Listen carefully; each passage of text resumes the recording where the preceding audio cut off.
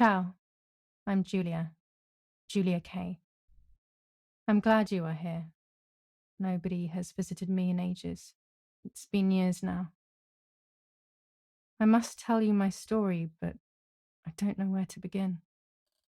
There is so much that I should start from my childhood, but my memories of these times are vague. I only remember the summer of 1929, when they sent me off to stay with my nanny.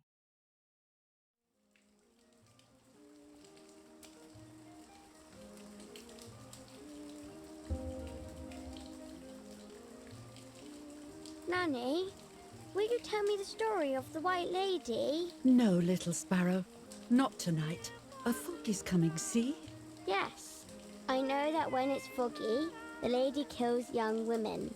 But why is she so evil? You see, Giulia, pain and suffering can make us do evil things, even if we're not actually bad. Just like soldiers have to kill other soldiers. I like the lady I've decided, Nanny. She must be in so much pain. The poor dear. She still scares me a little, though. Soon I'll be a young woman, and she could kill me. Does she kill those who love her? Of course not. That makes me feel better because I love her. But what about Martha? Would she be in danger? Your sister is with your mother, so do not worry. Do you miss them? No. I mean, yes, I miss Martha a little, but I love spending time with you. Now, go to sleep, little sparrow. It's getting late. Okay, Nanny. I'll go to sleep and dream of the lady. Was she beautiful? She was beautiful. Yes, very much so. Then she'll be beautiful in my dreams. And will I be beautiful just like her? You'll be even more beautiful. Listen, Nanny. Since the lady won't harm me because I love her, and since you're not a young woman, could you tell me her story, even if it's foggy outside? Please. Oh, please. Then I'll sleep. I promise. Oh, all right. You always get your own way.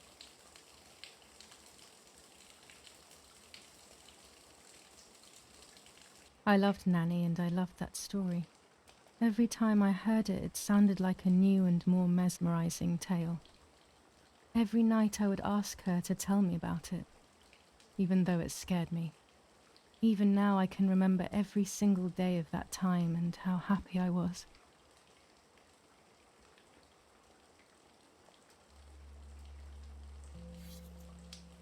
According to an ancient legend, the lakes of the area are haunted by the spirit of a young woman who was killed by the man she loved.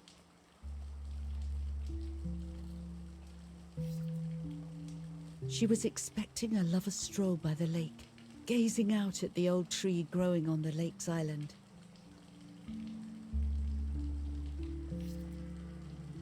So much hope and desire, but death, not love, was awaiting her.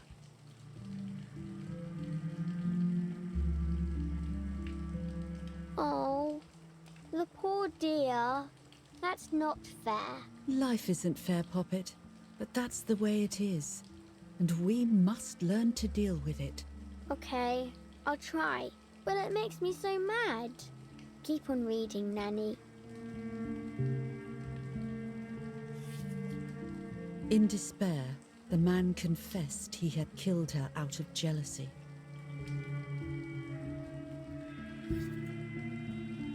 So he was hanged on the small island, in the middle of the very same lake where he had killed the girl.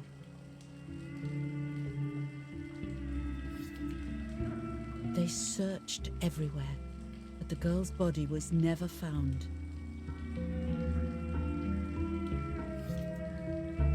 Since then, her spirit, known as the White Lady, has been imprisoned in the depths of the lake. She grieves eternally for the loss of the man she loved. When fog arises, the White Lady is known to leave the waters of the lake and roam the woods, looking for her long-lost love. In vain. Within the fog of dawn, hunters have claimed to hear the wailing of a woman in the distance. I'm a little scared of this story, even though I like the lady. Should I stop reading, my little sparrow? No, Nanny. Daddy always tells me that fear must be faced. Go ahead. Okay, honey.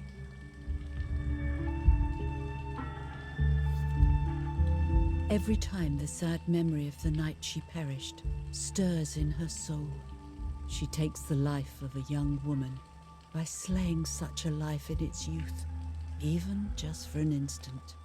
The lady feels free from the burden of her pain.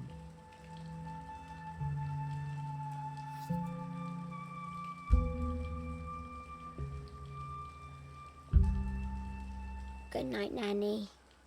Good night, my love.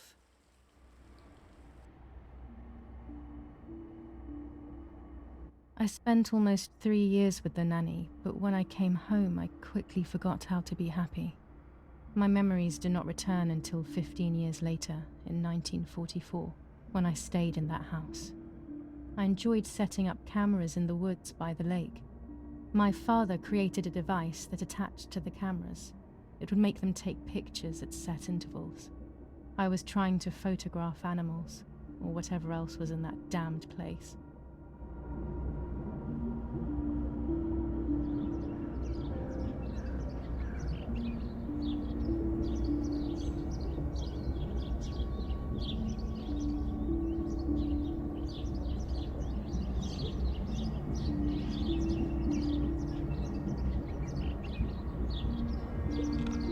Reel off the film.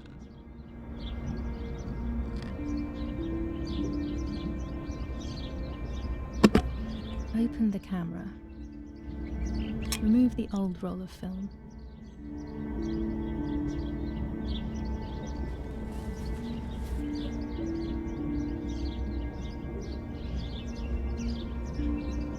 Put the new film in.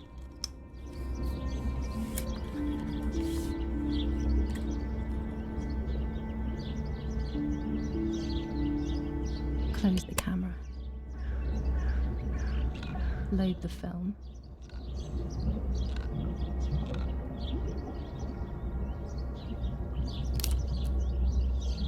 Activate the timer.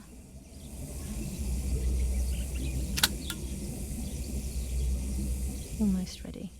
Now to bring the image into focus.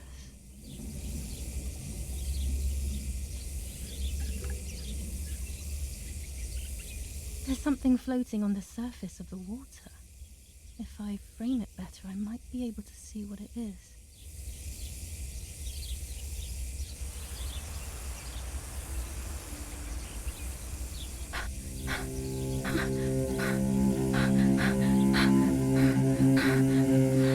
What? Is that a person? I must help them.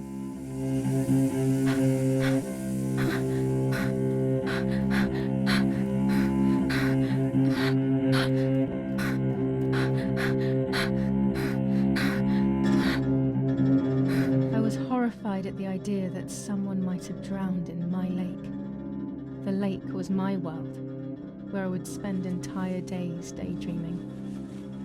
I would lose myself in my thoughts, but that was a rude awakening. So terrible.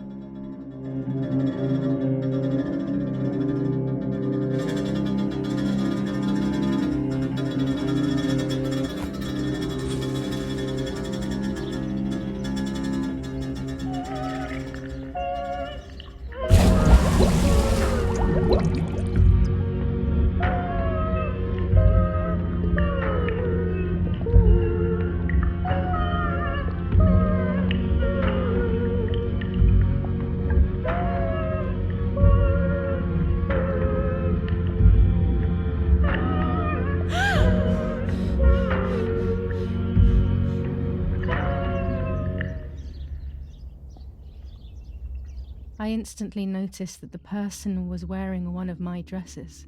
I was scared. I dragged that lifeless body as best as I could to the shore, trying not to drown myself.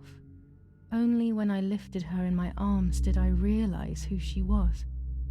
It was my sister, my twin, a part of me, dead. Impossible to comprehend. I was desperate. I didn't know what to do or to think. I have to stay calm. Martha is not dead. It's not possible. It's not true. There's no need to worry. Everything is fine. Everything will be fine. I have to stay calm. Martha is not dead. Martha, February 26th, 1923.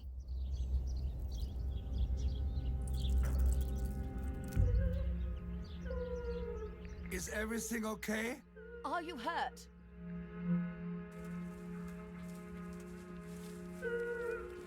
What are you doing? Go, Eric, run! My parents ran towards me. My mother hugged me. She, who detested me, was now cuddling me. Her warmth filled me with life, and the pain became bearable. I felt protected. "Martha, are you okay?" she asked me, speaking slowly in order to let me read her lips. She thought I was deaf. She thought I was Martha.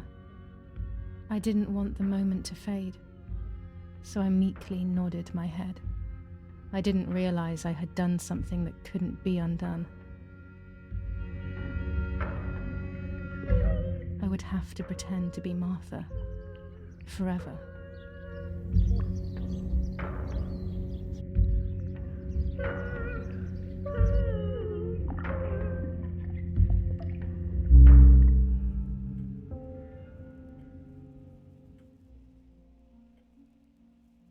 O Lord, who gives life to the dying, let your sacrifice of love be offered for Martha's soul. Into your hands I also entrust my spirit, so that I may be reunited with her in perpetual light, to never suffer the desolation of purgatory. Please grant her eternal rest, O Lord, and may eternal light shine upon her.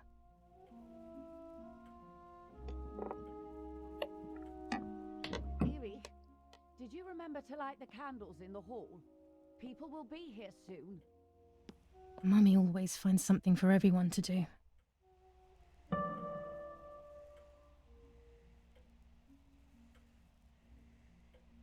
Daddy must be devastated. He loves me. I messed up and now I have to watch him suffer my death. I can at least light the candles and let him find some comfort in sleep.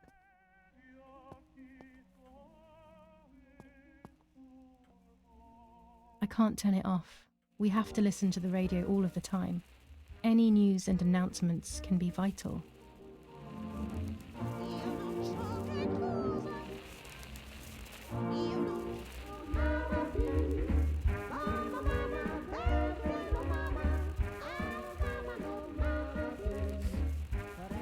July 17th, 1944.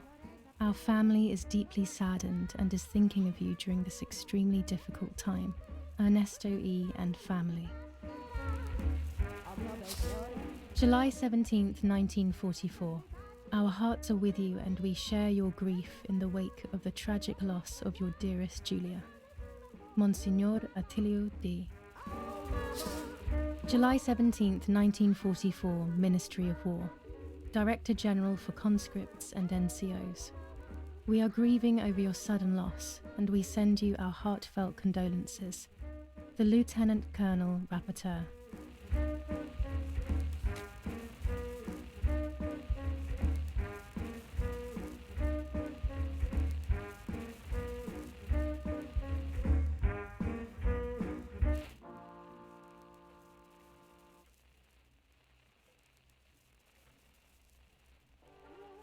An old painting. I find it so sad. It communicates a sense of deep solitude to me. There's no reason to use the phone right now.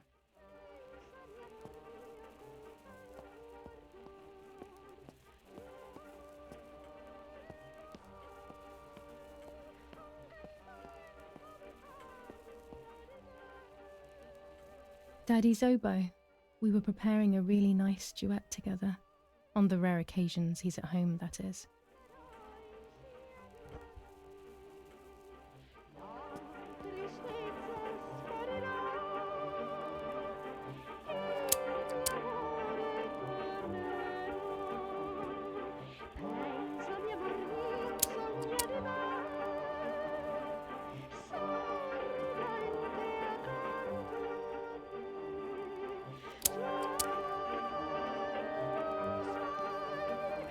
When you're done, can you come and get the flowers, please? Or send Martha if you like. Never a moment's peace.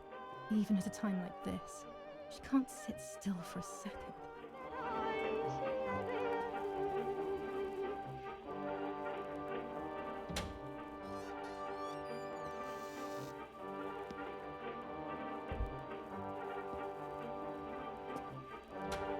Everything always has to be perfect with her.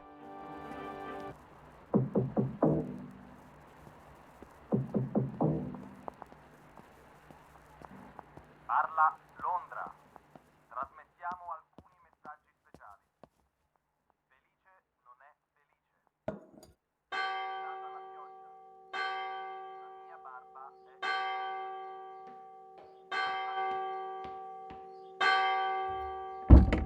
What's happening? Who closed the door?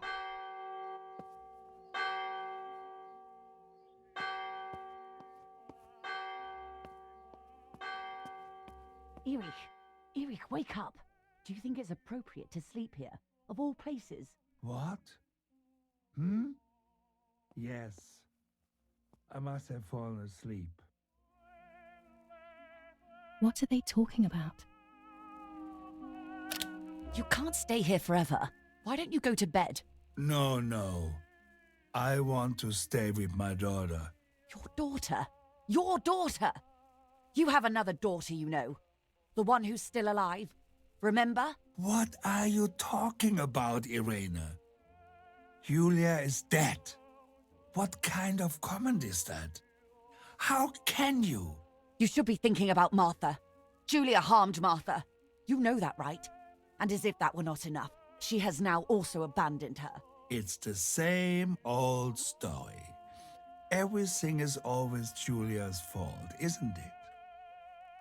Her fault for Martha being deaf and for you being infertile. Do you think it's the right time for this?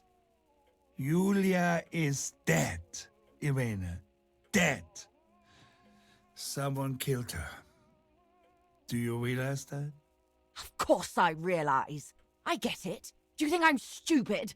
No one understands it better than me. She always brought problems. Only problems. It would have been better if she hadn't been born at all. You're crazy. I'm the crazy one? Me?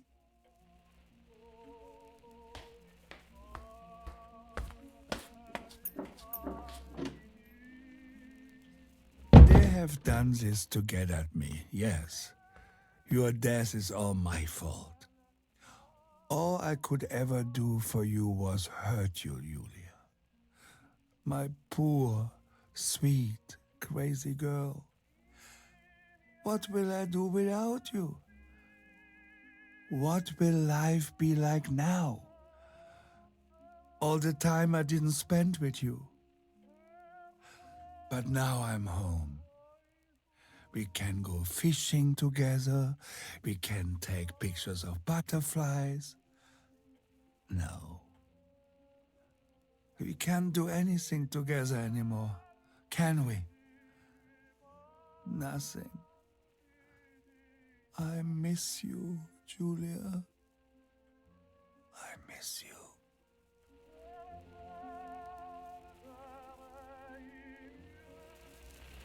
While American bombings continue to devastate the peaceful towns within the Elsa Valley, we have heard some tragic news from the area of La Ramola. The young daughter of German Army General Erich K. was murdered near her home. What possible reason could there have been behind such a cowardly act? This is what the Carabinieri, who immediately intervened, hoped to find out.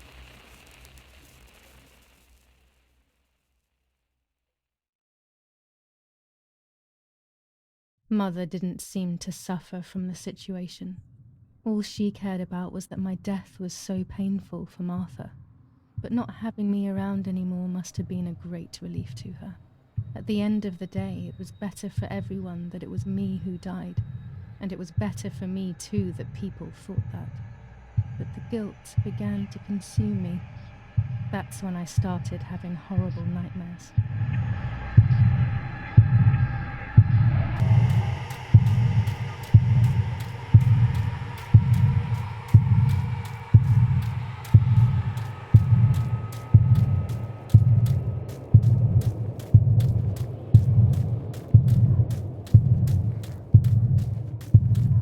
Martha has lost her soul.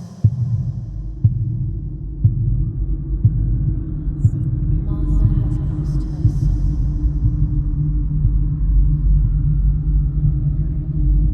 Martha has lost her soul. Martha has lost her soul. Martha has lost her soul.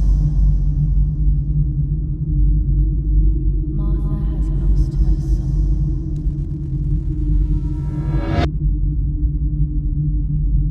Martha has lost her soul.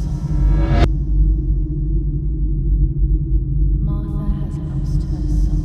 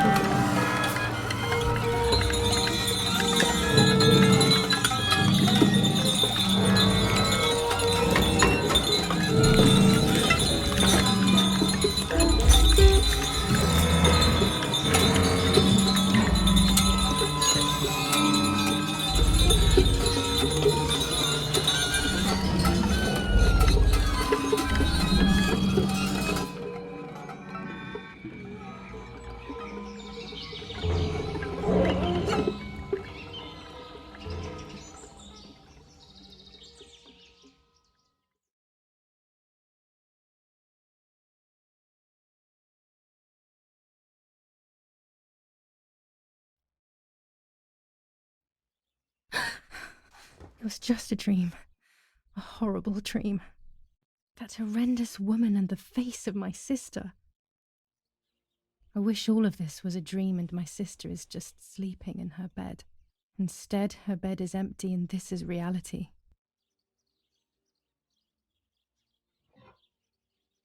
This is Martha and me at the festival of the patron saint. It was only a few months ago, and now...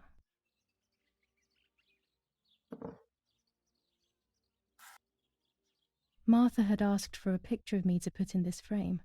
She wanted me to do one of those expressions of mine that made her laugh. Expressions that she couldn't quite imitate.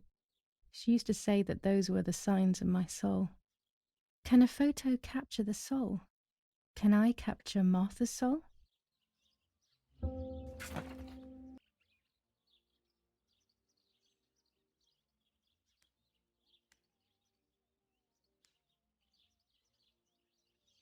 Scary fairy tales.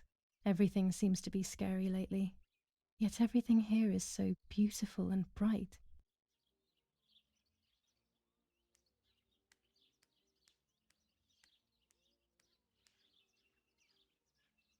Martha's clothes. To me, wearing them will be like having her with me. Mummy will also be happy to see them. Or I could wear my clothes in the other wardrobe.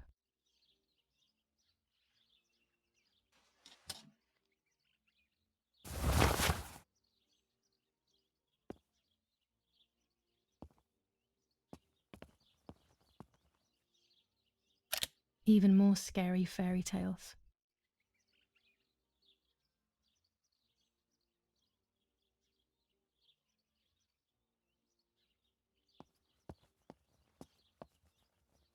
This is Martha's trinket box.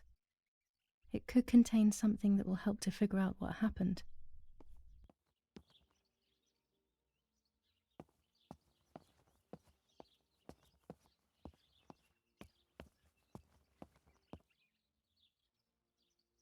Oh gosh, if Mummy sees this picture, she'll throw it away for sure. It's me and Lapo. I want to see him as soon as possible so we can mourn Martha's death together. The butterfly collection that Daddy made for me.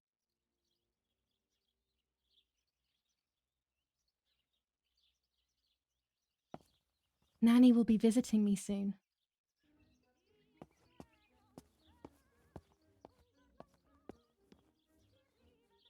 I'm already dressed. It's me with the nanny. Or maybe it was Martha. No one can remember.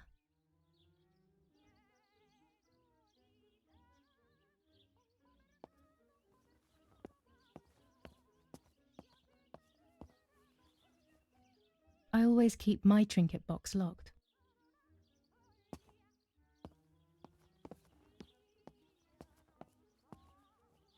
Everything I need is always in my bag.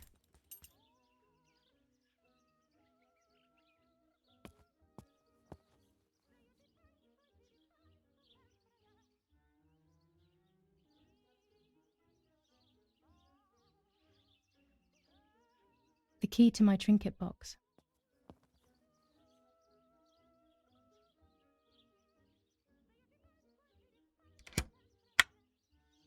Here is my diary.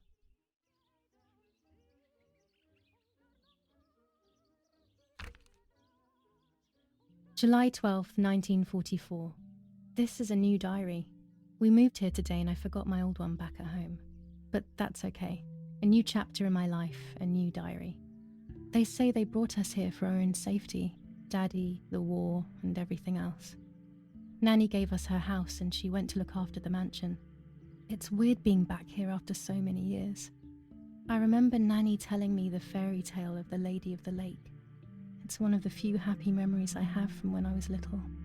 Nanny isn't here and that's a shame, but Martha is here with me. I also get to see Lapo more often, which is wonderful. He's always hanging around here. Mum is thankfully too preoccupied with fixing up the house to worry about me. At least for now. July 16th, 1944. There's something creepy about the woods. Every time I'm at the lake, I get a strange feeling. Maybe it's the legend of the White Lady playing tricks on me. I get weird ideas. I think that there is this presence. Then I think I'm just being crazy. Anyway, crazy or not, I want to take some pictures. I'm not scared. In fact, I'd say I'm excited. I've made arrangements with Martha. She's coming to the lake with me tomorrow to set up 2 new cameras with timers, and we'll see what we can photograph. Not before a good swim, of course. To be honest, Martha doesn't like photography all that much, and recently she's gone off swimming too. But she does like spending time with me by teasing me. Then when she gets bored, she disappears into her books, and I do my own thing. We feel right when we're together.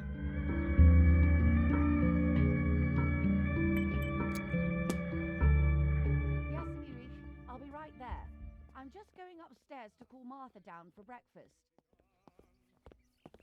Fine, but I'm not sure we should let her sleep all day. What do you think? What did you say? Okay, I won't This wake is her not up. the right I'll key. just turn on her light. I must get So her when key she if I wakes want up, to know she'll what's know when to inside come her down for trinket breakfast. box. It's July 18th. They really think I'm Martha and I can't hear them. I need to be careful not to talk, or I will be in serious trouble.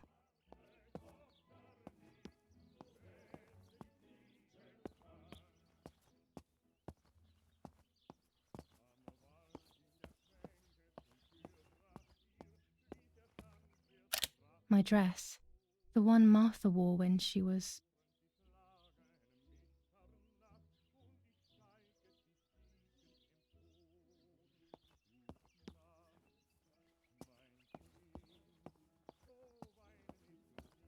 I still like to have the books and games from when I was little with me.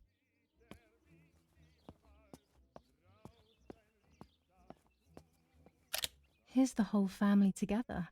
A very rare thing indeed.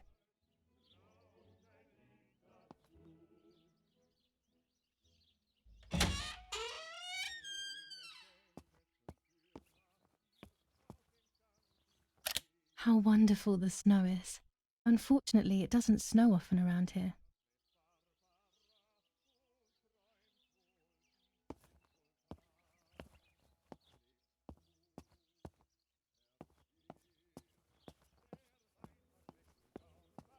There's no shortage of paintings in our house. Mum is passionate about painting. Dad loves these prints of Florence. I find them a bit sad.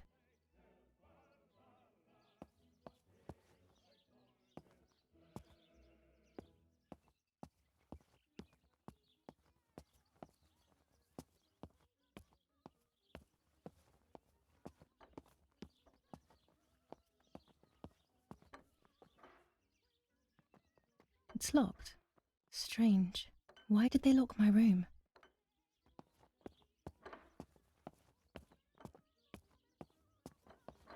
Martha's breakfast is ready.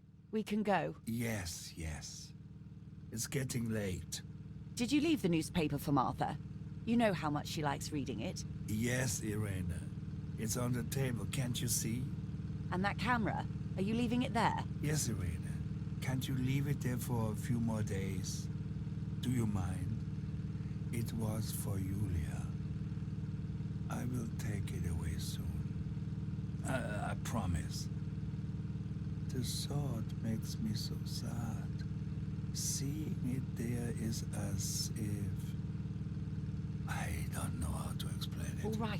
All right. But let's go now. We have too much to do. We can't stay here all day talking. Mummy is right though. Martha always read everything. It's me who will now read the newspaper instead. They'll be out all day. The funeral preparations will take them a long time. Everything is more complex with the war. Over the next few days, I will see little to nothing of them.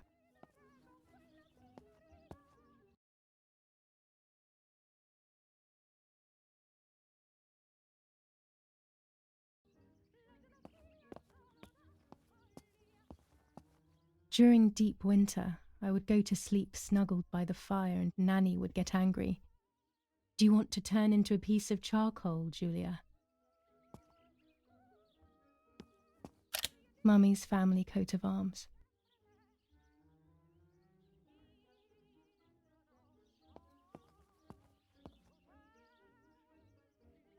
Chocolate, a privilege for few people in these times.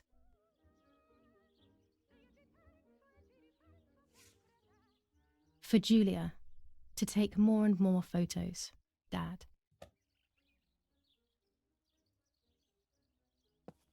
I can verify that the camera is still working by taking a photo. I could photograph a sparrow. There are so many of them out here. Bread, butter, jam, and coffee. Martha's typical breakfast. I prefer honey and milk, but I'll have to adapt to her tastes, obviously.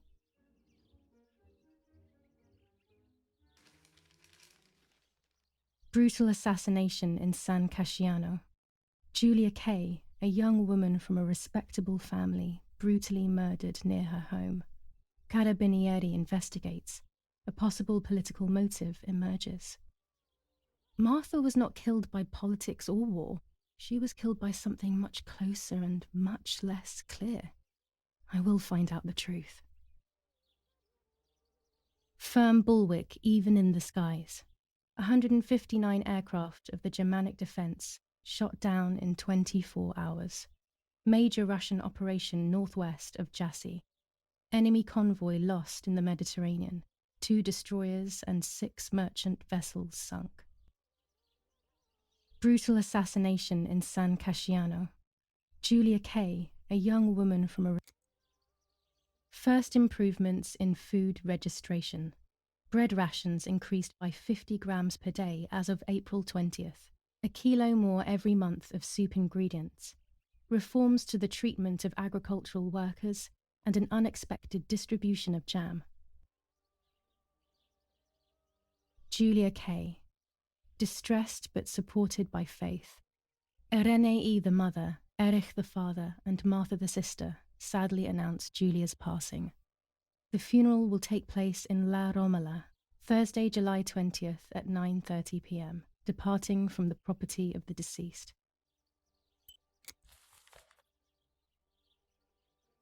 There might be birds around the little wall in front of the house. I always put crumbs on it for them.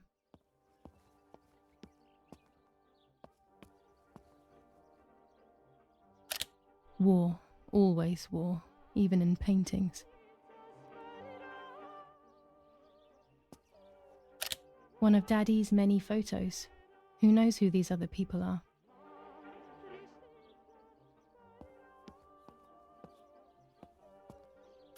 Old photographs that Father took of this house.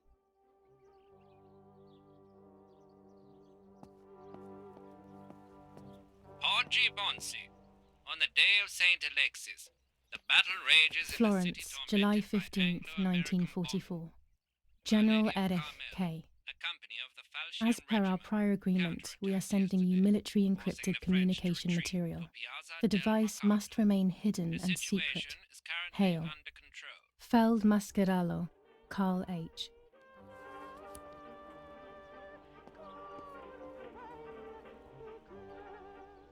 What the hell?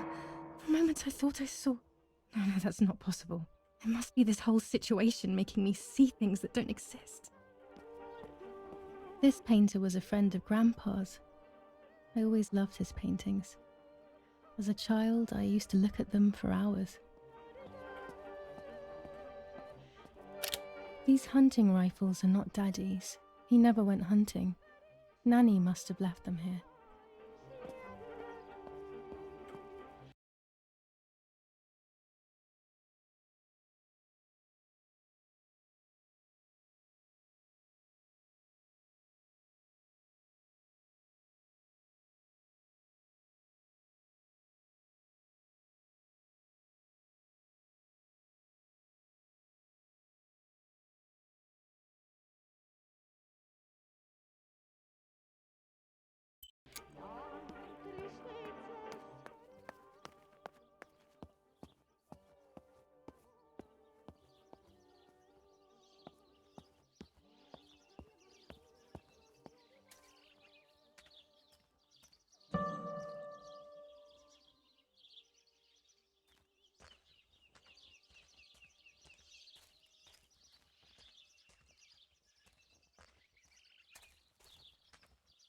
Ah, the old swing chair.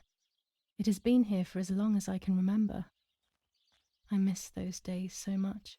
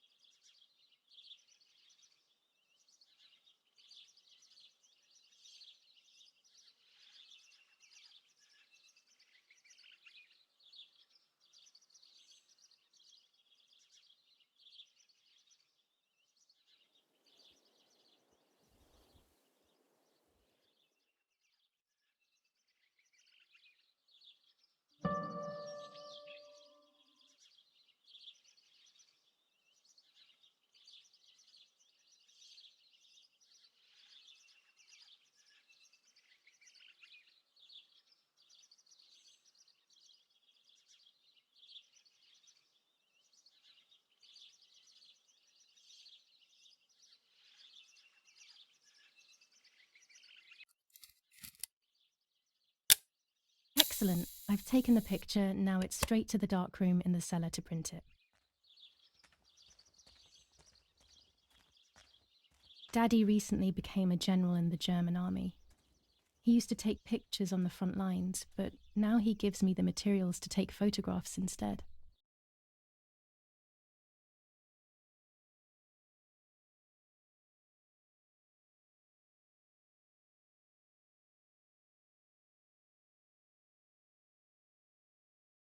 Now that Martha is gone, only this camera can fix my ideas and my memories. I can't allow myself to forget.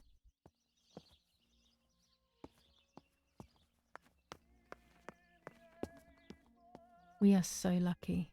In these difficult times, pantries are empty and people are going hungry. But with a German general for a father, food is never scarce.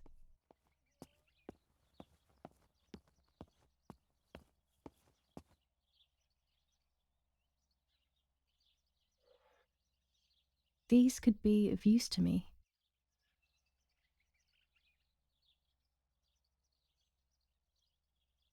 Mummy's medicine. Will they do her any good? Our wine. Daddy is so proud of it.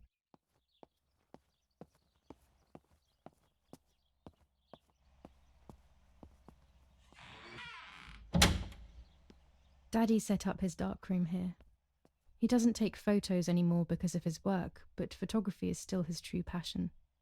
I'm allowed to use the darkroom when I want to.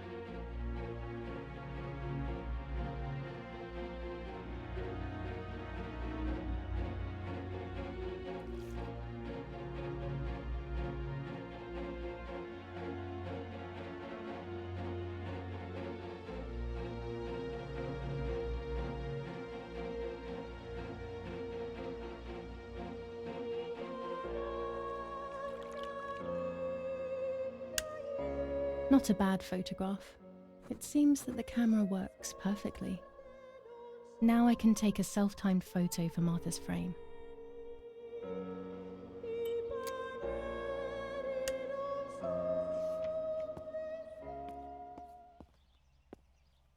Daddy had this device brought here last week. It's old, but still works. He has always loved everything technological.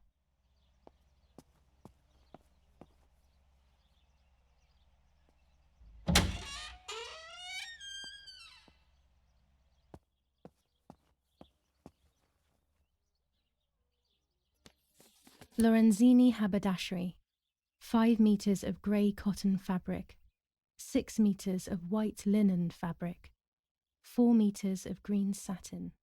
Delivered on June 5th, 1944. In the event of an issue, contact us on the number 6987. And this red fabric? It's not been mentioned. Could this also be one of Mummy's, or could the nanny have left it here?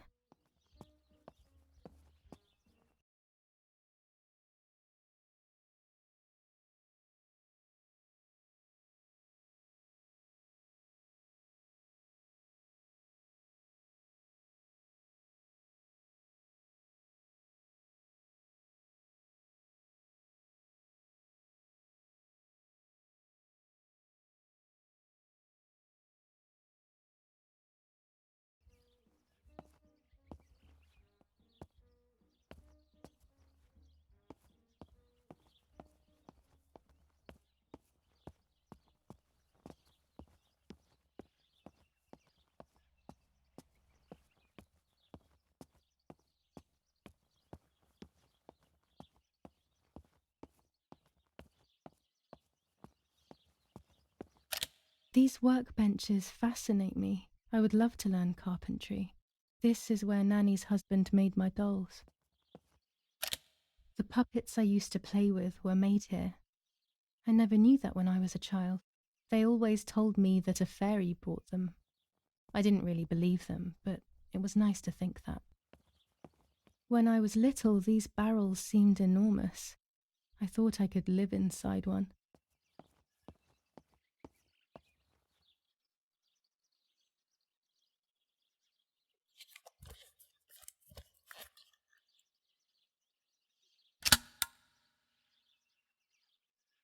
Camera is set up with the self-timer.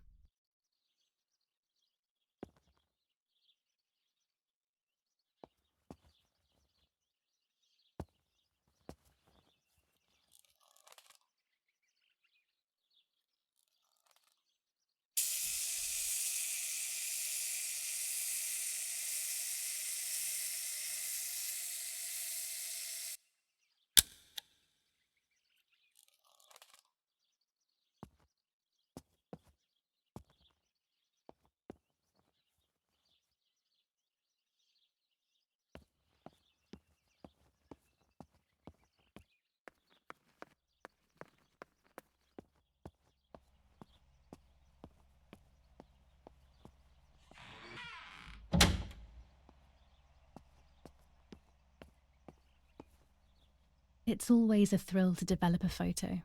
You can't see anything at first, yet something invisible is captured on the black film, a kind of ghost. That invisible breath then returns to reveal the reality from which it was torn. There are those who say that photography steals the soul or captures it. That's why they used to photograph the dead. But nowadays, almost nobody does it anymore. Even if it's just a delusion, I want to photograph Martha. I want to have a small reflection of who she was with me. But I have to do it secretly, or they'll think I'm crazy.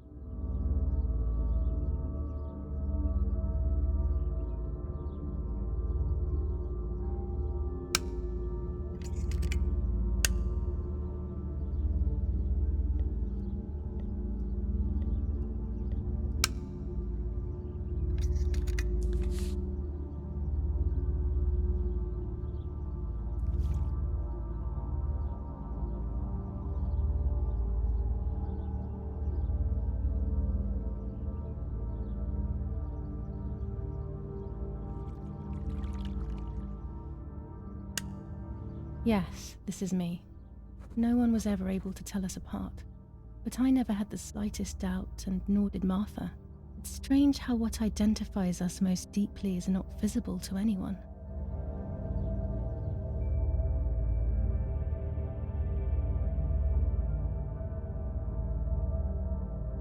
I was obsessively thinking about Martha and what had happened. But suddenly, a thought took control. The memory of that day at the lake was becoming more and more like a dream when, after awakening, the image becomes more and more faded.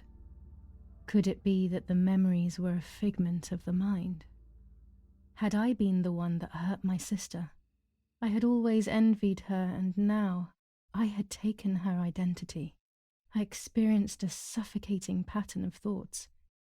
I decided to go straight to the lake to retrieve the film rolls. They would tell a different story, I was sure. But deep down, I kept hoping they would confirm my fading memory. Of course the door is locked. The keys aren't hanging on the lock as usual, then they will be in Daddy's study. We live in fear now. My parents are not going to let me go to the lake anymore after Martha's death, so this is the right time. I need to know. The self-doubt I feel is eating me up.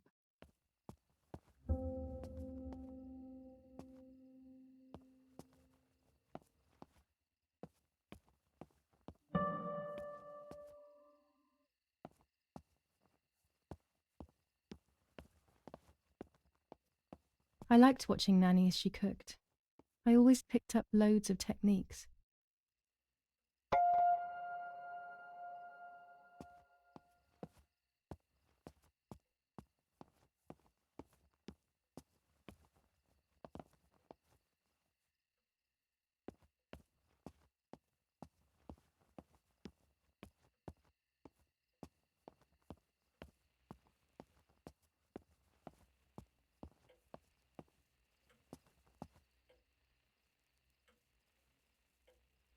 It's dark and I can't turn on the lights. It's dangerous. I'll need a flash for the camera. I can look for it amongst Daddy's things in the room below his bedroom.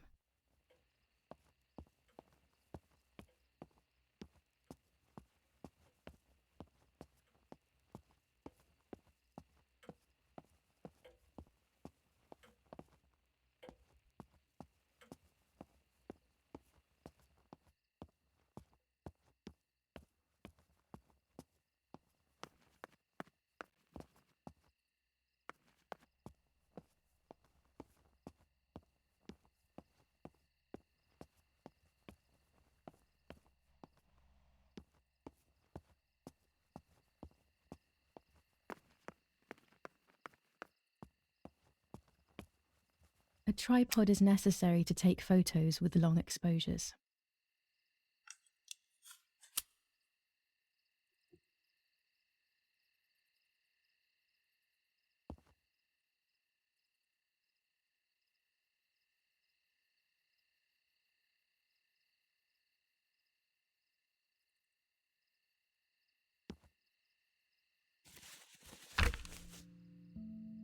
July 18th.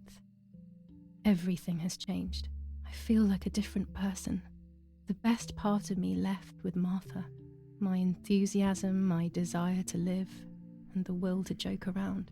I find myself alone, left to my own devices, confused with no desire or expectations. I was handling the cameras at the lake and there was a floating body on the water. I don't remember what I was doing before. Yet another memory lapse. That lifeless body was Martha's, my sister.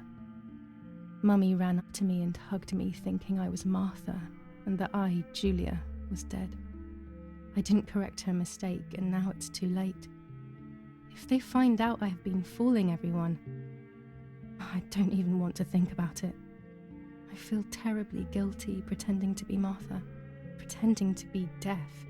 I took the photo for Martha's frame. I know it's too late now, and I felt incredible pain placing the picture.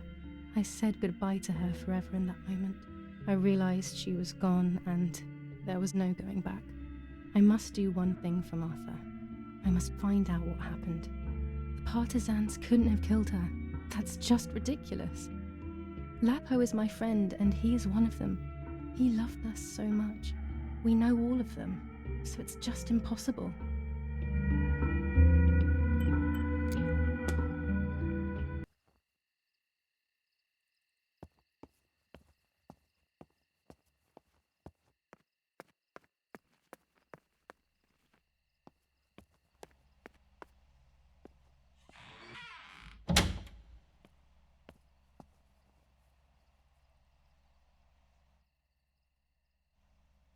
A lens and a roll of infrared film.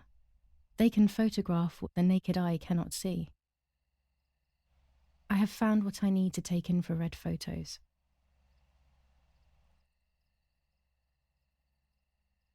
With this lens, I can shoot very close up. Orange filter. When there is fog, it improves the image by giving it some contrast. Blue filter, ideal for indoor photos.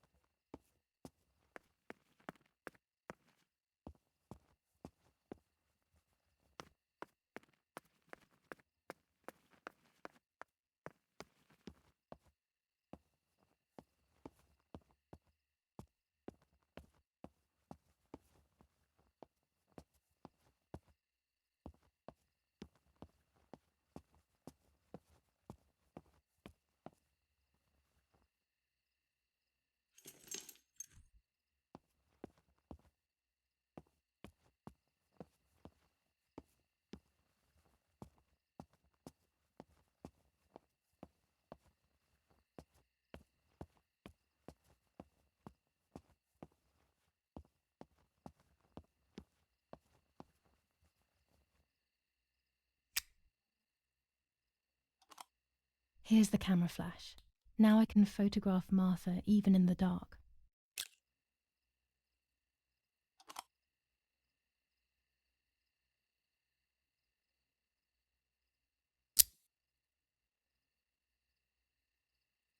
Daddy's stuff. War maps. I've heard everything will play out on this new defensive line.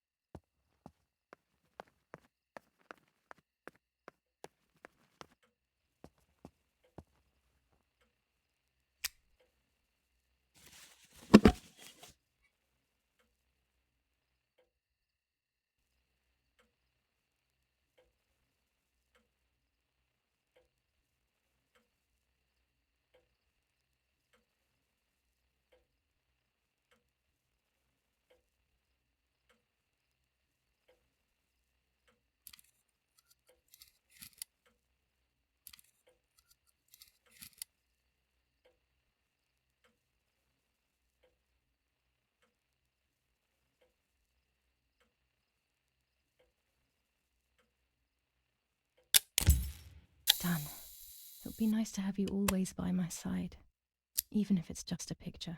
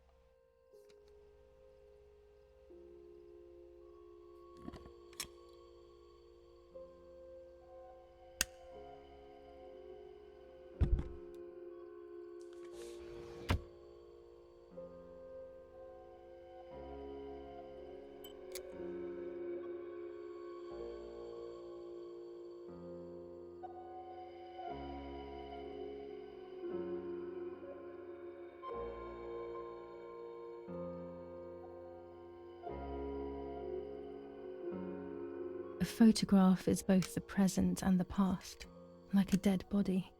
I don't know what I'm expecting. Maybe it's silly to think you can capture the soul of someone who has died.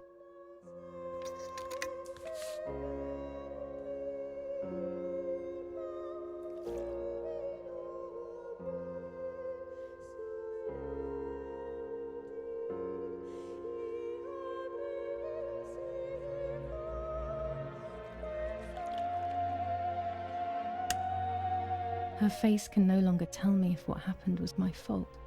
I should have known that already. All I can do is head to the lake and get those rolls.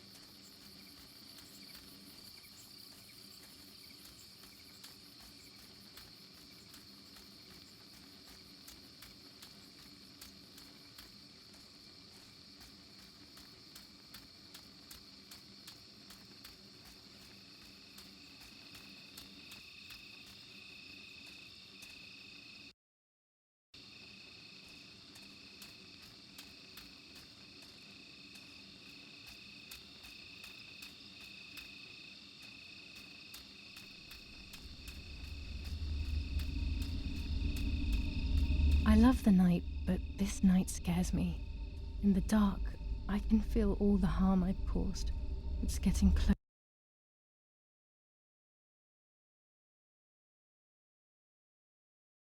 with each step. I feel it brushing up against me like a cold wind. I hurt Martha. The closer I get to the lake, the more certain I am of this. How could it not be? I killed her to steal the love that everyone felt for her but didn't feel for me. How could I have done such a thing?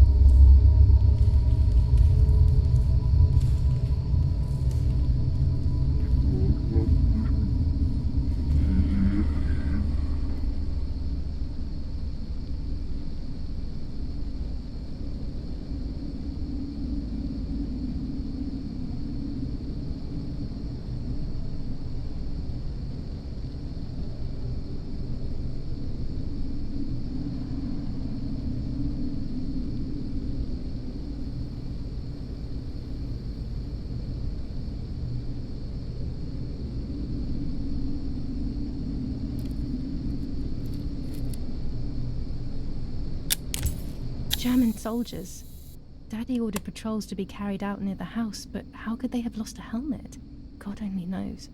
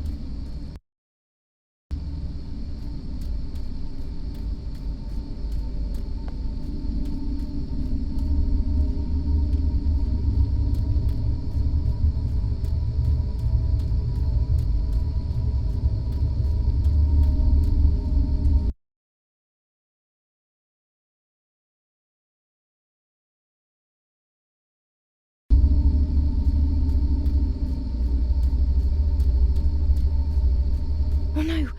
Damn lamp! Luckily I still have my lighter with me.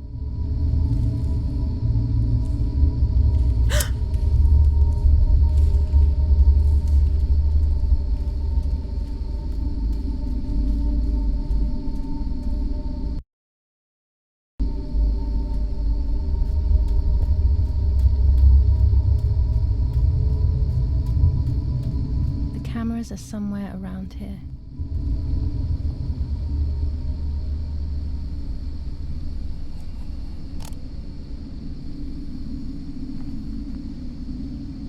Two cameras left.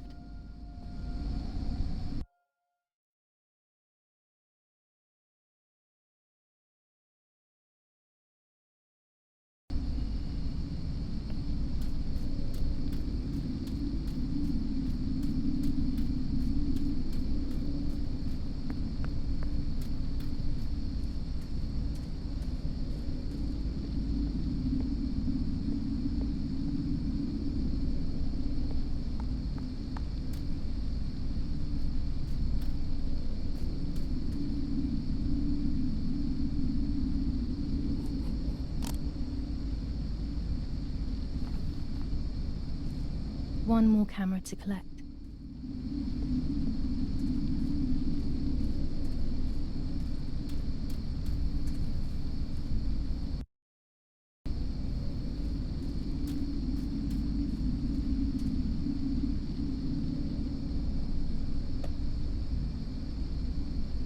A shred of fabric here in the woods. How strange. Let's take a photo of it and leave it where it is. That's it. I've got them all. These films are going to help me understand what happened. Now I should rush home to develop them.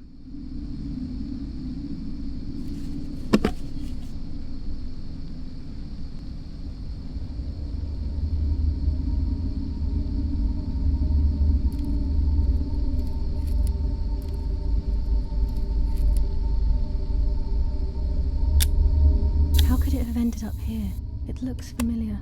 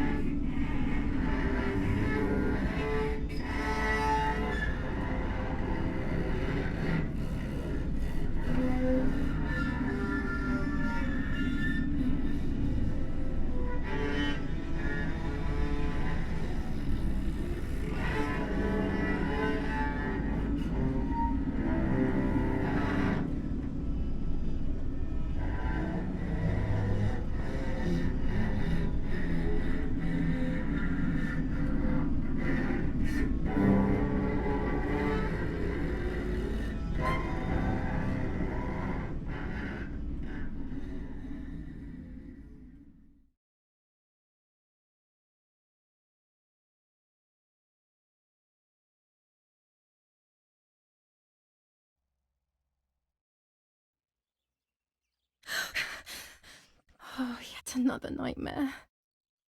She entered my dreams once more. Maybe she wants to talk to me. What am I saying? Fairy tales coming true. Yet I feel... No, these are the thoughts of a crazy person, and I'm not crazy.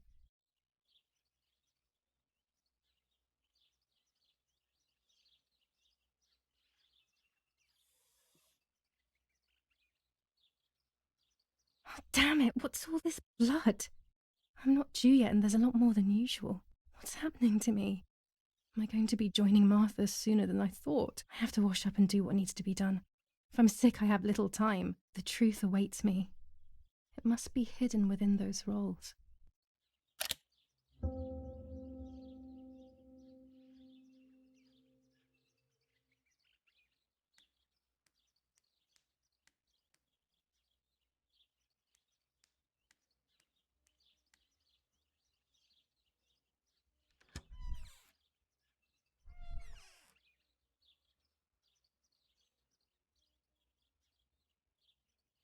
What am I thinking? I would stain my clothes with blood.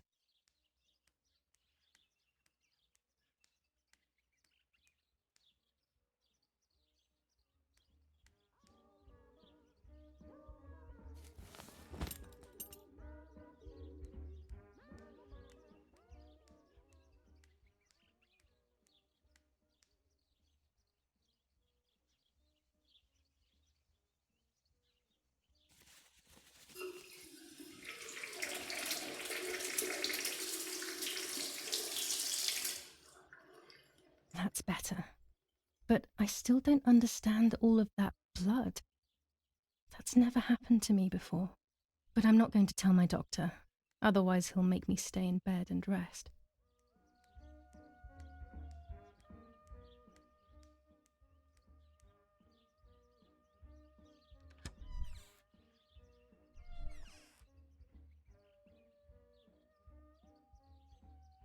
This dress is only for special occasions.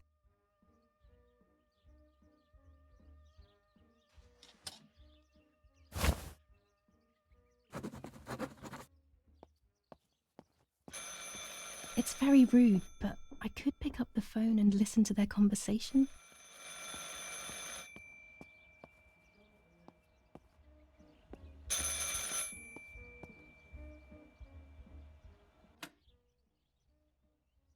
How are you doing today, Rennie? I'm worried, Father. Very worried. We found more partisan tracks in the woods, right next to the house. That Lapo, I suspect he may be involved in the death of... No, please don't say that. It's not possible. I know the boy and I don't... Father, anything is possible in these dark times. Anything. That boy didn't even come to say goodbye to Giulia. Didn't they love each other dearly? He must be terribly scared, and Giulia always used to say that. Yeah, sure, she used to say they were just friends, but you know too, right? Friends are not supposed to do such things, Father. Or are they? But anyway, you're defending them both. You, my husband, and even the nanny, who, deep down, is a good woman. The nanny. I believe the nanny is the one who hurt Giulia. With her evil passion for those cards, they are cursed things. I hope you made them disappear. Of course. I keep them safe in my room. Anyway, you must forgive me, Father. I have to go. They've come to pick me up. Have a good day. You too. Lapo's involved in Martha's death. My mother is losing her mind again. How could anyone even imagine such nonsense? And Don Attilio, he is a great friend, but what a weird view. Those cards are just a game, but most importantly, they're mine. Why on earth did they take them from me? The raping being committed by invading troops. New ordinance for the safety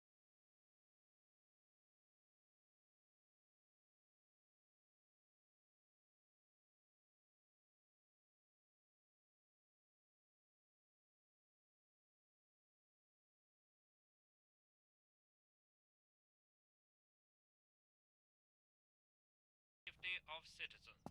From this moment on, it is forbidden for anyone to leave their homes and walk the streets of San Cassiano.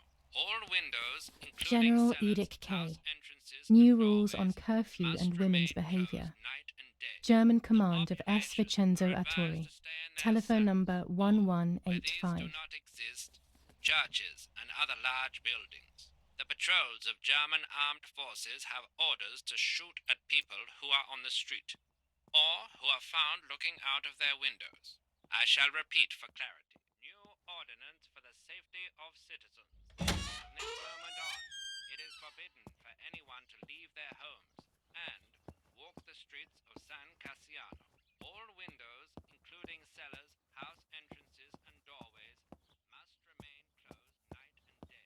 The population are advised to stay in their cellars, or, where these do not exist, The superior commander of the German Federal Armed Forces announces 1.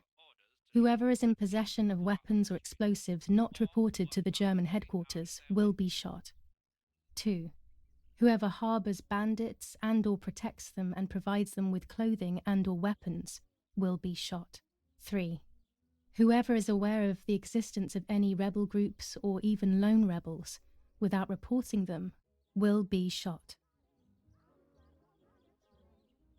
War rages on the Eastern Front, an attack launched by the Soviets after hours of cannonade. The fight on this front has been going on for a long time. Fighting in Normandy, victorious Germanic counterattack on the road from Perriers to Carentan. Pont Heber reconquered north of Saint-Lô. Many US losses caused by the flying bomb action.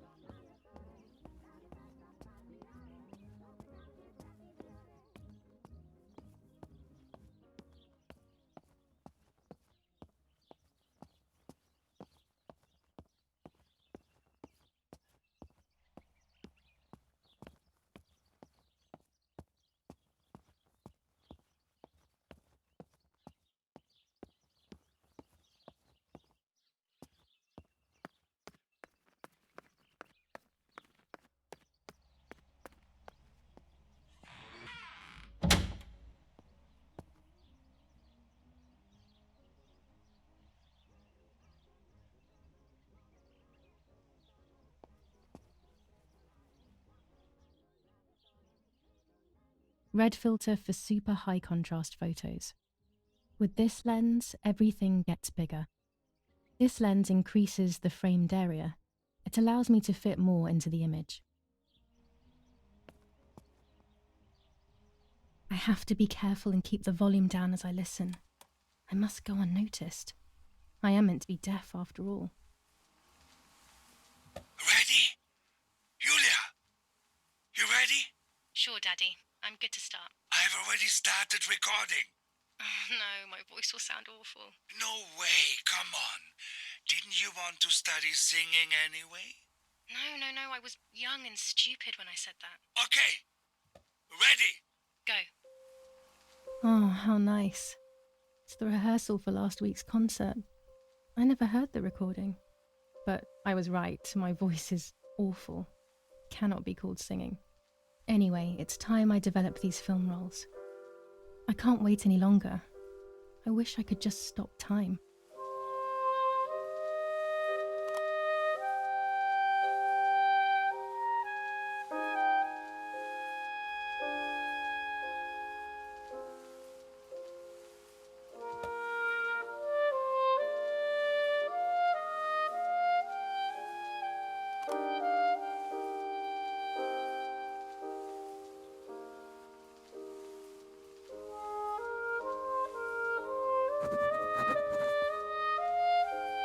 These images could change everything. I cannot bear the fact that I may have hurt Martha. I would rather die. Damn my head and these memory lapses. It's such a pain not remembering. It's like getting lost inside yourself.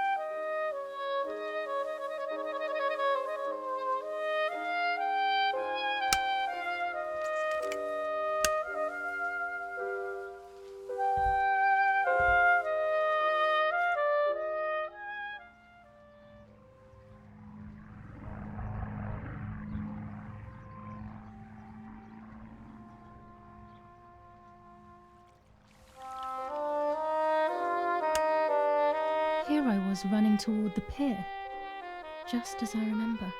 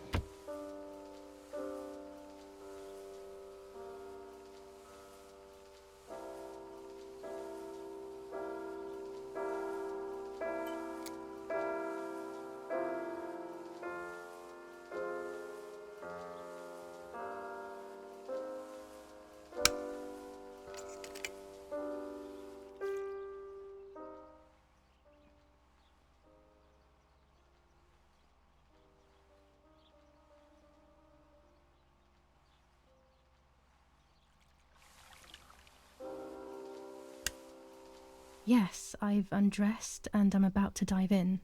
This matches my memory.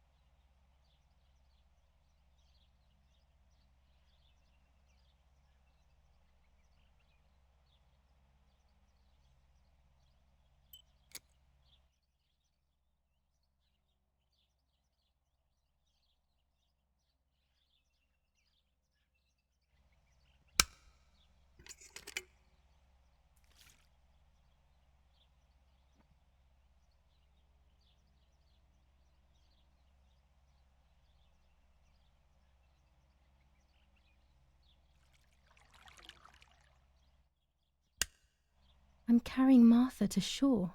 I'm trying to save her. My memories, although fuzzy, do match reality. I feel a little better. Now I can find out who really hurt Martha. Maybe I should meet with the White Lady. She might be able to tell me something. Is this crazy talk? Yes, definitely. But what's normal about any of this? Maybe you have to be a little crazy to get anything done.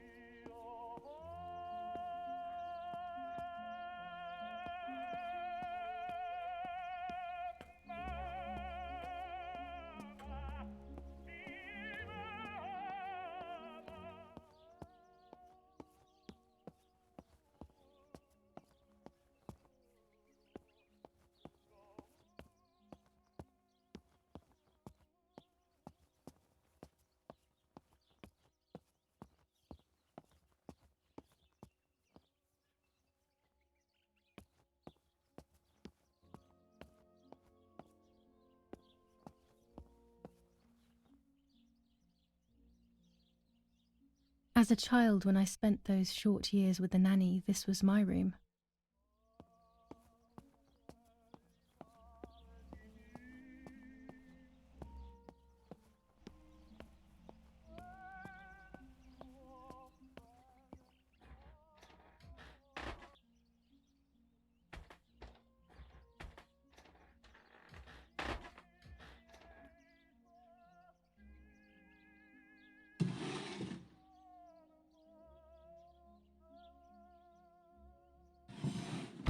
Dear Mother, this is hard, but I have something to tell you. I found out that Giulia is pregnant. Go to the lake tomorrow morning at 7 and watch her as she bathes. You'll see that her tummy is growing. Martha. What? I'm not pregnant.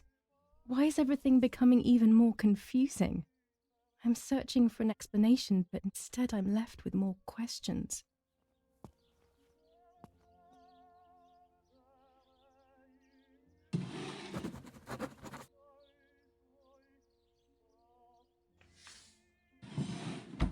Here are my cards. Nanny and I always used to play with them. She would predict my future and I pretended to predict hers. The future was always good for everyone. Maybe when she read them, she saw my true future, which she hid from me. Or more likely, these cards are actually just a stupid game to reassure and deceive oneself with. But deceiving oneself is sometimes necessary. How can we live happily otherwise?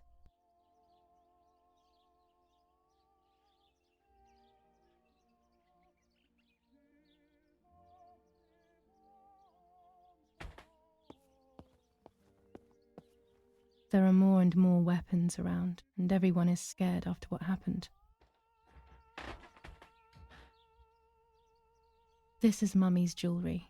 She wears them every day, even though Daddy says it's impractical and dangerous to show signs of wealth these days. As usual, she doesn't want to listen to reason and ends up arguing with Daddy until he goes to play war, as she says.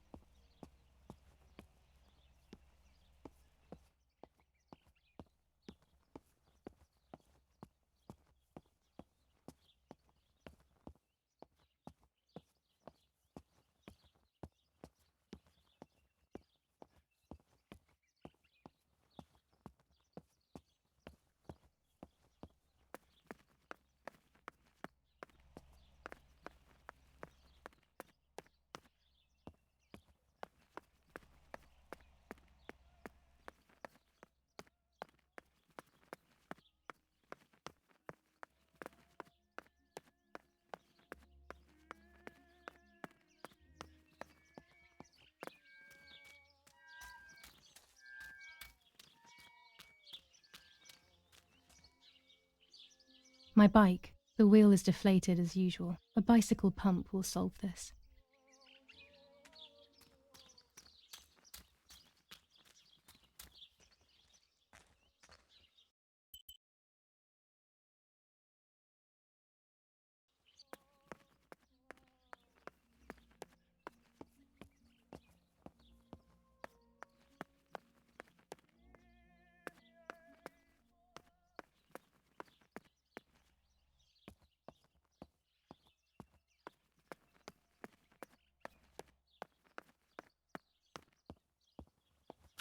I don't like wine all that much, but I go crazy for our dessert wine. It is very sweet.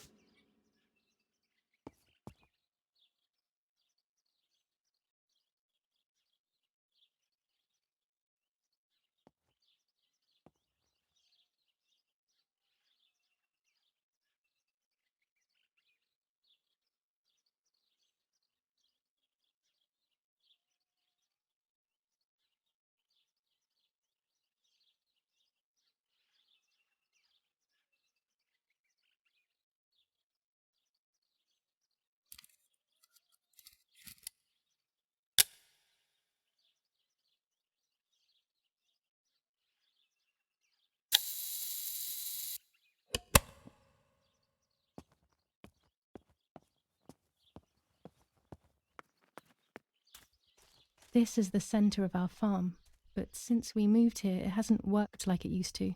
Security matters, Daddy says.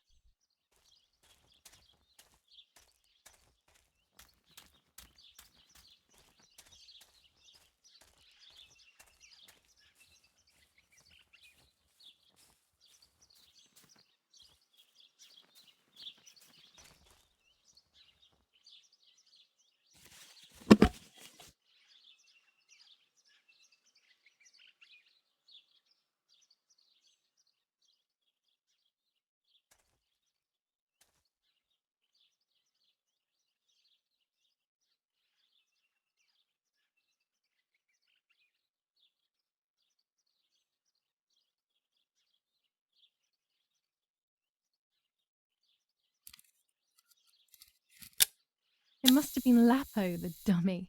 There's little wonder why everyone thinks there's more than friendship between us.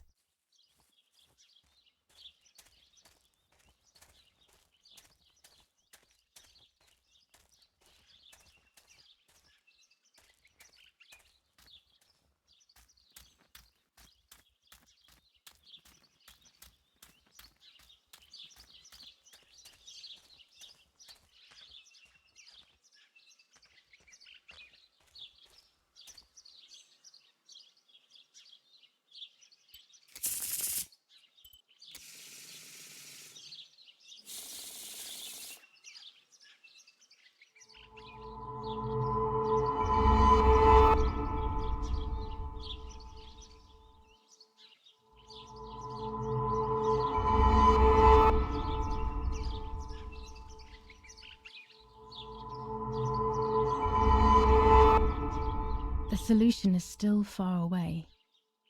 I must be patient and wise. But luck is not on my side, unfortunately.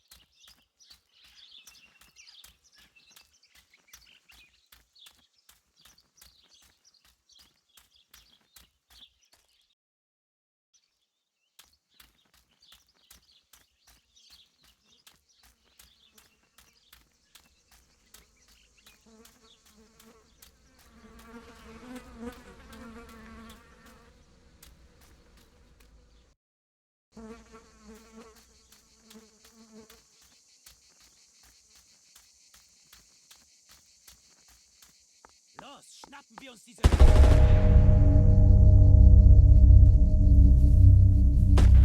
Los! Hey, hey, hey! Los geht's! Hier lang!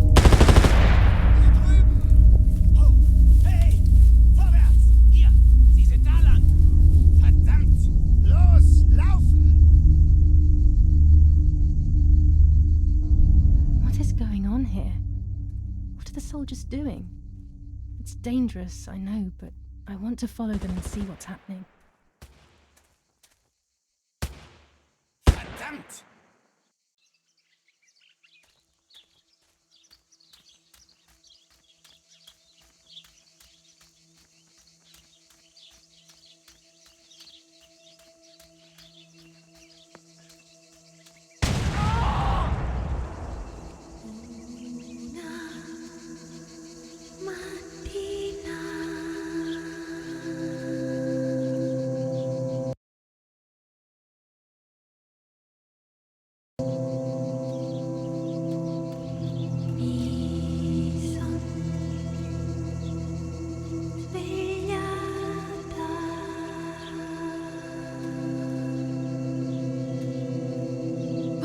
Please, no.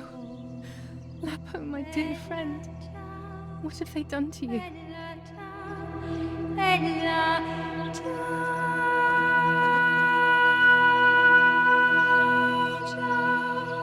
Your handkerchief was the symbol of what you believed in.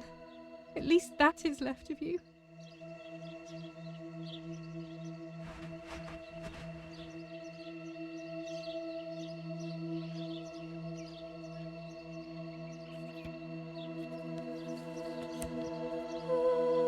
Dear Giulia, are you surprised that I've addressed this to you and don't think you're dead? Everyone calls you Martha now, right? I know you too well. I can never understand why no one else can ever tell you apart. Not even your own mother and father. Martha is gone and I cannot reconcile myself.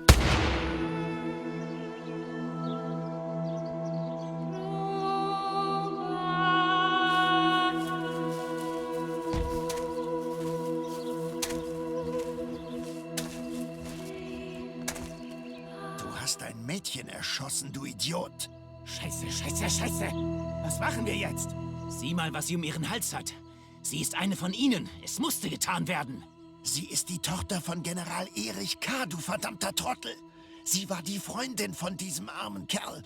Oh, verdammt, jetzt sind wir wirklich am Arsch. Scheiße, lass uns abhauen. Aber sie lebt noch. Sie liegt im Sterben. Siehst du, wo du sie getroffen hast? Sie ist bestimmt schon tot. Wir müssen jetzt abhauen, sonst sind wir auch bald tot.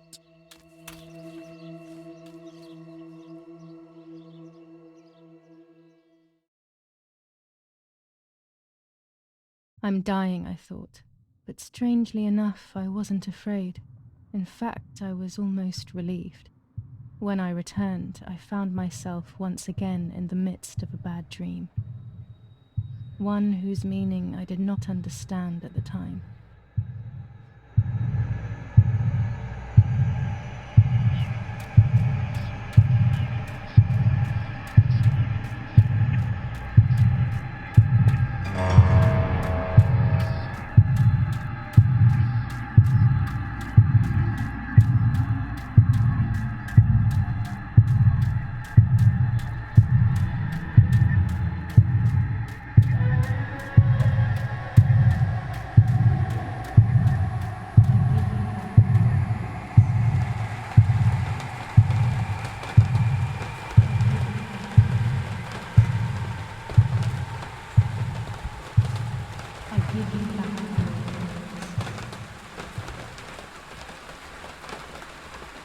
I give you back your words.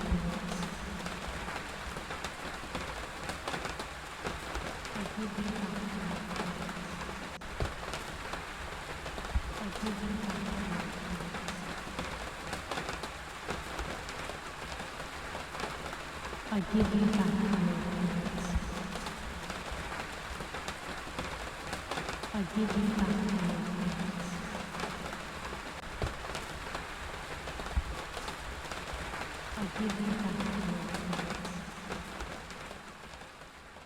I give you back your appearance.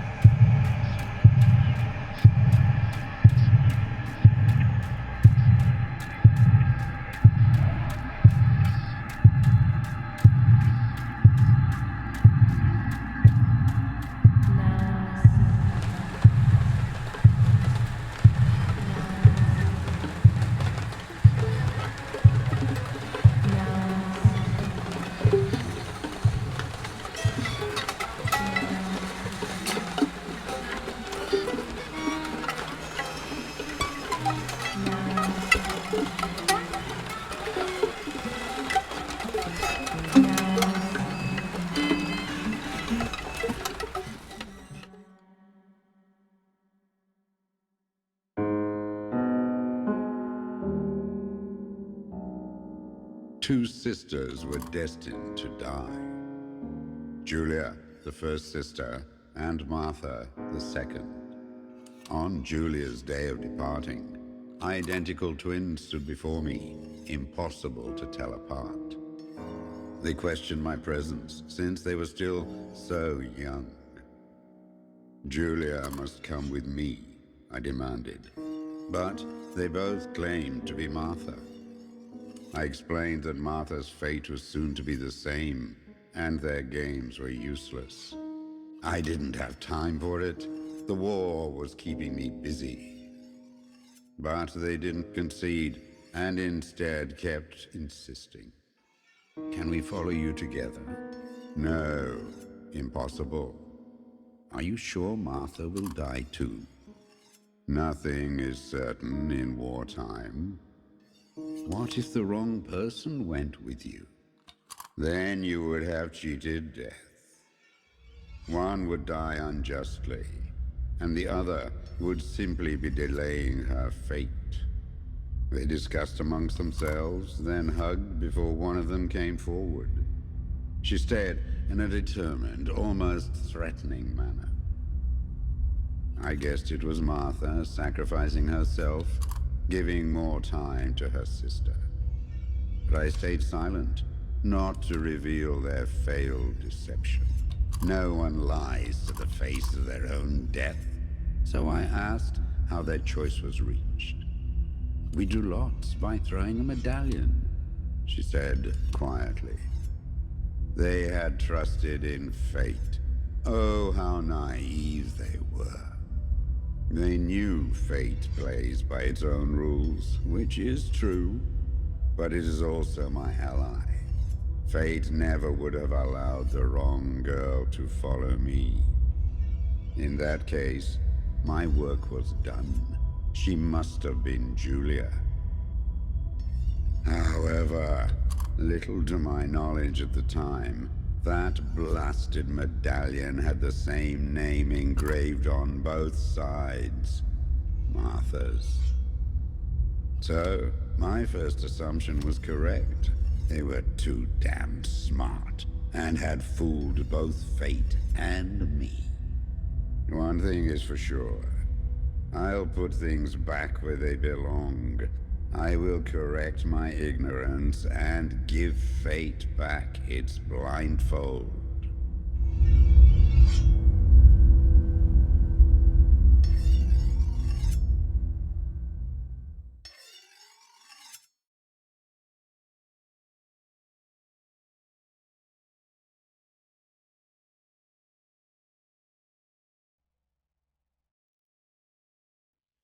Ugh.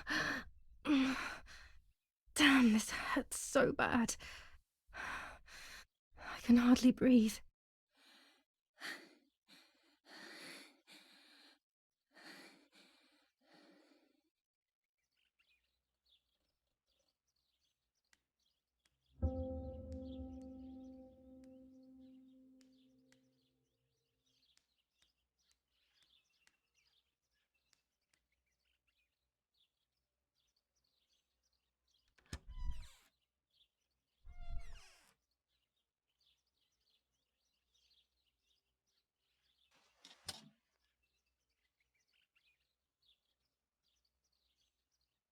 I would like to spend a moment with my sister, just me and her alone, before people arrive for the funeral and then take her away.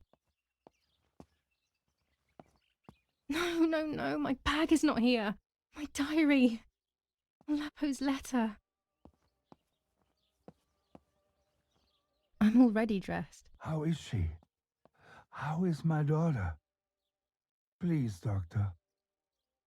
Please give me good news. It's a miracle she's alive, Eric, but she will be all right.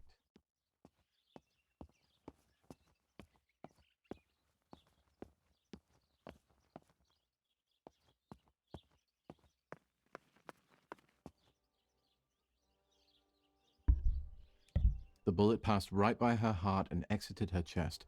Unbelievably, it missed her lungs, spine, and heart. She could have been paralyzed or died. But thankfully, she's fine.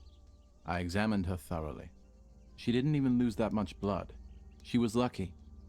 And you were lucky, so to speak. She was lucky that my wife went for a walk in the woods.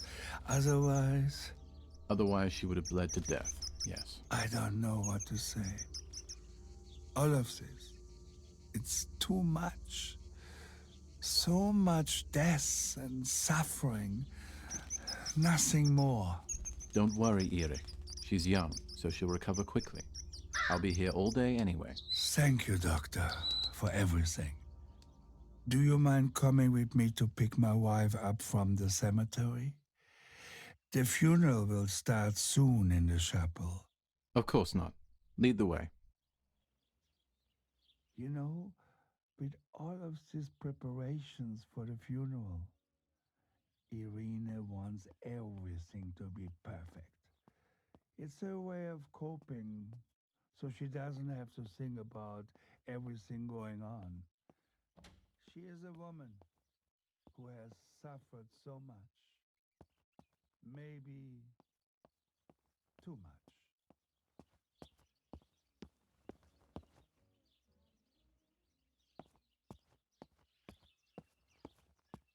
Looks like Mother has been here all night with me, or rather, with Martha. She even left her medication behind. She can't live without that now.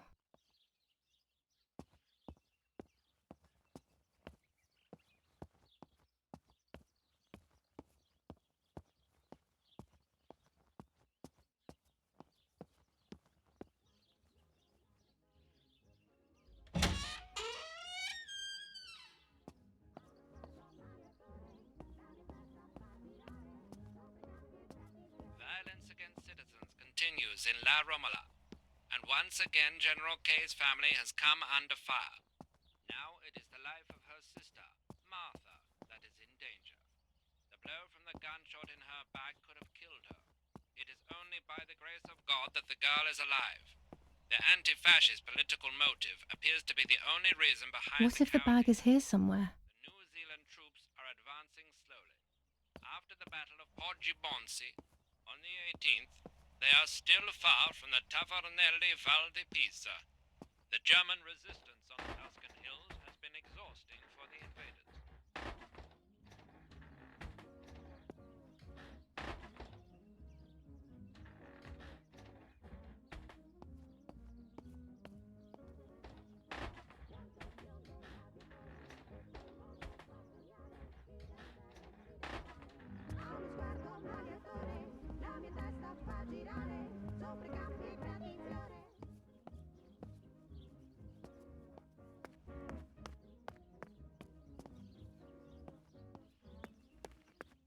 There's my bag. Thank God.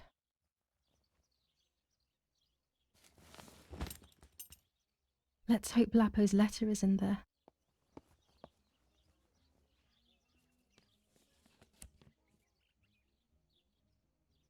Dear Giulia, are you surprised that I've addressed this to you and don't think you're dead?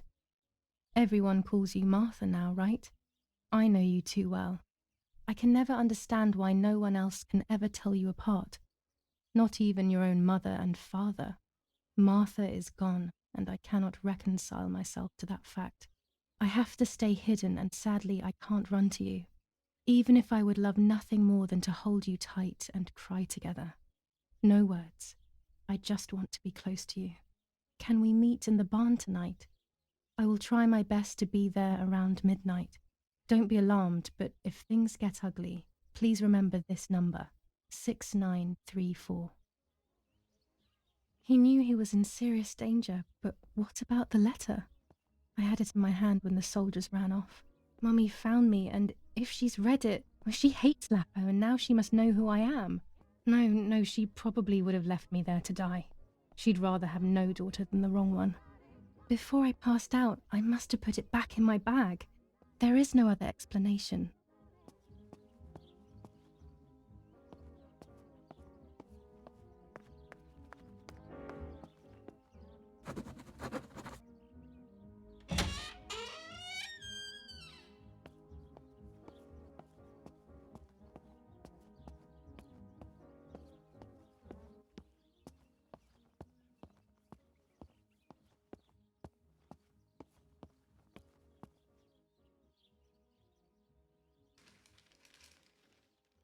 Attempted murder in La Romola. After the murder of Giulia K, today her twin sister is the victim of another attempted murder. The condition of the young girl, found by the German troops, is no cause for concern. The political motive behind this is becoming all the more clear. But that's not what happened. It's all wrong. Mummy was the one who found me. The German soldiers shot me.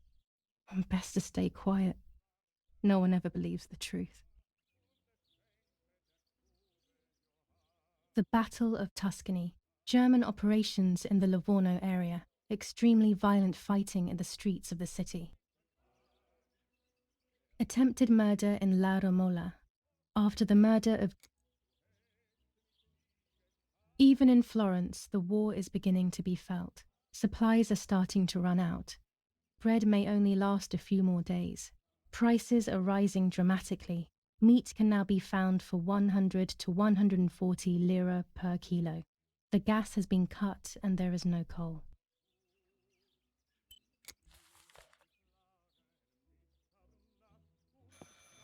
I should pick up the phone but remain silent. If I let the caller speak first, I'll find out who it is.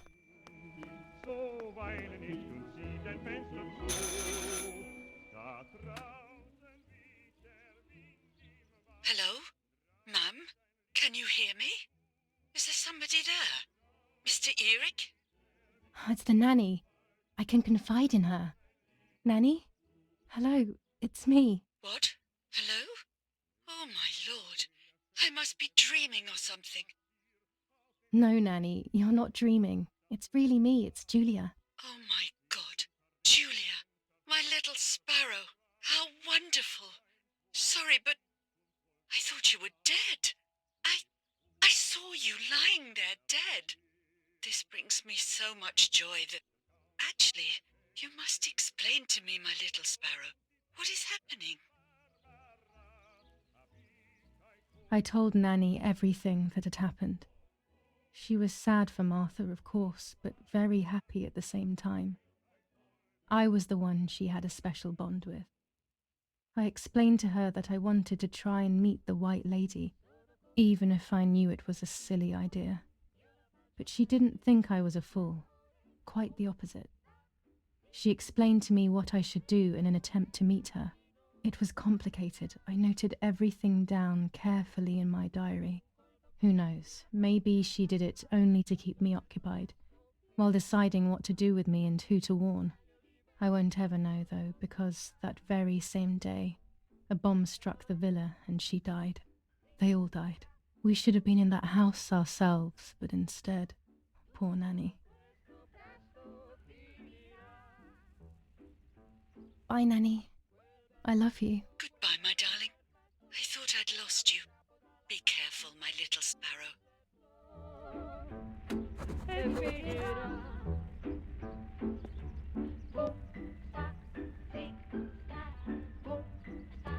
Martha was taken to the chapel for her funeral.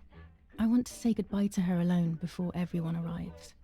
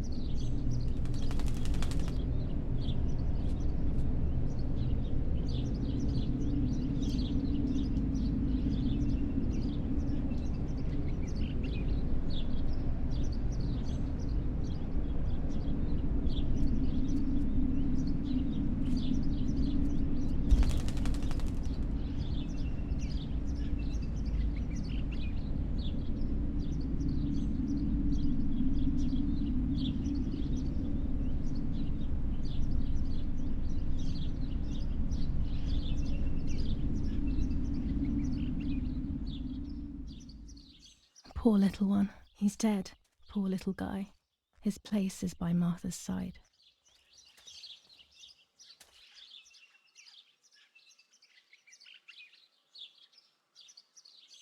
Nanny always calls me Little Sparrow. This is the part of me that died with Martha. It'll be safe next to her.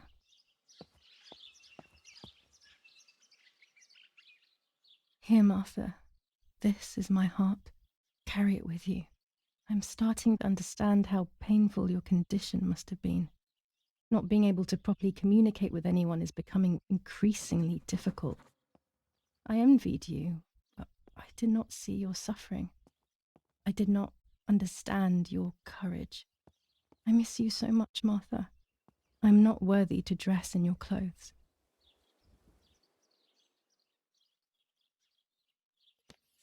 Commune of San Casciano, Province of Florence. Death certificate. From the Register of Death Certificates of this commune, number 174, part 3, series 12 of the year 1944. It is certified that on the day of the 16th of July of the year 1944, Giulia K. has died, resident of Via Perciabaya, born in La Romola. On the 26th of February 1923, the daughter of General Erich K. and Irene K. Don Attilio D. will give the funeral, and the esteemed Mr. Alberto M., who will look after the burial in the cemetery of La Romola. Telephone number 6537. The official state civil service. General Galeazzo T.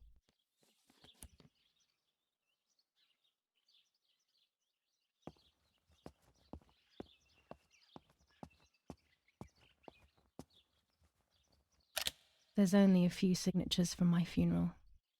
If people had known that it was actually Martha, there would have been far more. I'm sorry that I took this from you too.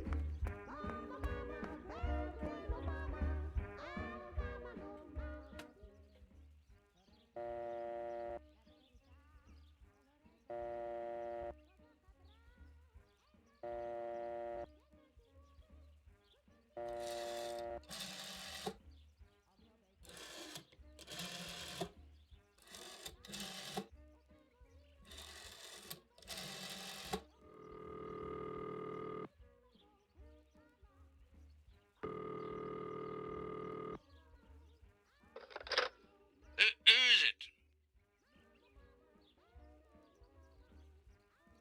Hello, it's Giulia K., Erich K.'s daughter. Yeah? Yeah, what do you want from me?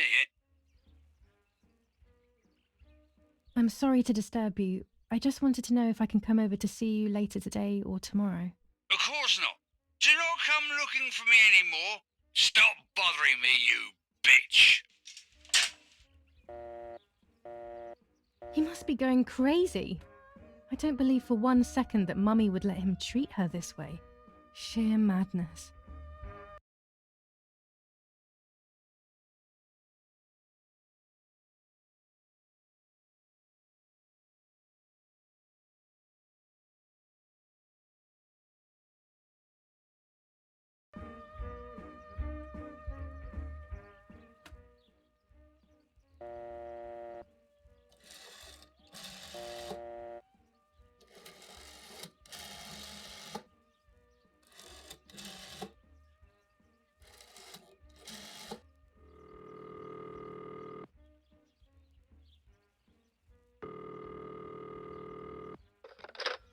You've called this number. Damn, Lapo must be dead then. Rest in peace, fair comrade. Yes, Lapo is dead. I am No, don't talk. We don't need to know who you are. By calling this number, it means Lapo wanted you to complete his work. A telephone cable near the house of German General Erich K. has to be cut. One goes to the house, but there's another cable we suspect is connected to a secret base.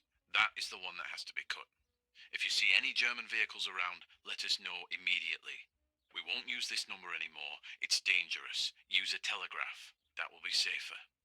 I hope you know how to use them, otherwise you'll have to come up with something. This is important. Frequency X. Before the message, telegraph, town on fire to identify yourself. Long live the homeland. Long live the liberation. Should I sabotage the cable and become a spy? I don't know. My father is German. It would be like betraying him even though he himself hates this war. But what happened to Lapo and those guys? If I can save someone's life, maybe I should try. Or maybe I can talk to Daddy about it. He may be able to advise me on what to do. Don't even know the first thing about all this. What were you thinking, Lapo? I decided to tell my father everything. I loved him very much, so I couldn't do such a thing in secret. I didn't understand anything about these things. I would have acted without knowing what I was doing. Daddy told me to agree to their requests and report everything back to him. He implored me not to get myself into any trouble, like all fathers do. To cut the cable, I will need sharp scissors. Tailor scissors should be fine.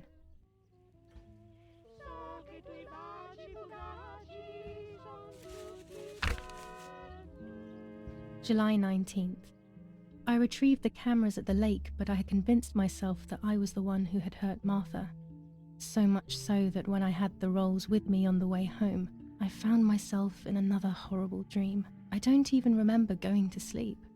As soon as I woke up, I developed the film. The photos confirmed to me that my memory of that night was correct. It was a great relief. I have decided to go back to the lake in an attempt to communicate with the White Lady.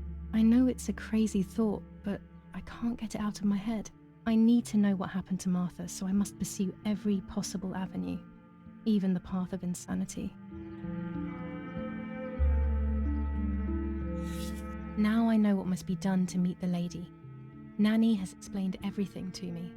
I must try to meet her early in the morning when it is foggy, or all will have been in vain. That's what the legend says. This is what I need to do. 1. I must re-invoke her loss by putting her into contact with her lover. To do this, Nanny said to look for his grave in the woods, but there are so many. Daddy always said that infrared photos can see what the naked eye cannot.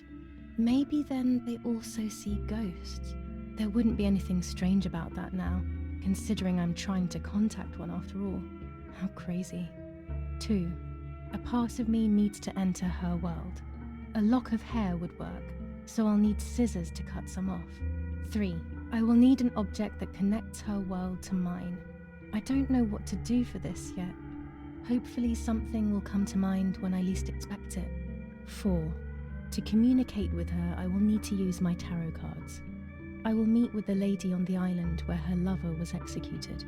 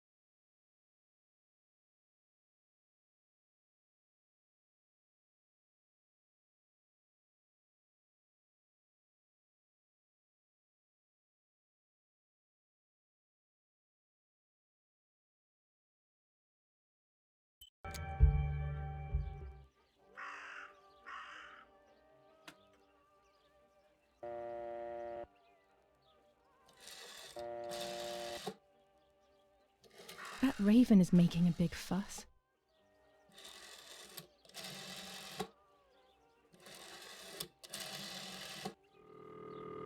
Maybe it's the same raven that killed that poor sparrow. Carabinieri headquarters for the officers of San Casciano. How can I help? I hate bullying, yet it seemed as if the raven wanted to bring the little bird back to life. Hi, I was hoping to hear whether there has been any development on the investigation into the murder of Giulia Kay. Wait a moment, please. Who's calling? I am Irene Kay, Giulia Kay's mother. Mrs. Kay, forgive me. I didn't recognise your voice. Unfortunately, I don't have any real news. We are following up on some suspects. We assume we're with the boy who was killed in the woods outside your house. They seem to be planning something else. But your husband is probably the best person to ask about that. Thank you. Goodbye. Goodbye, madam.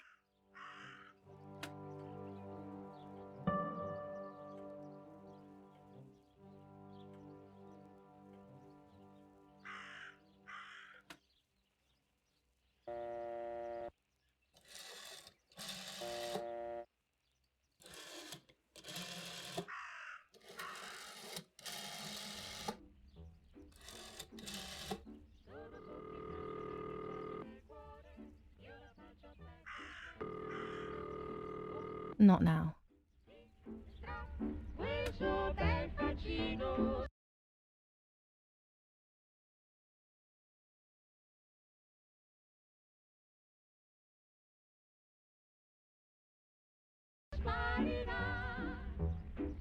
Maybe only so it can kill it again.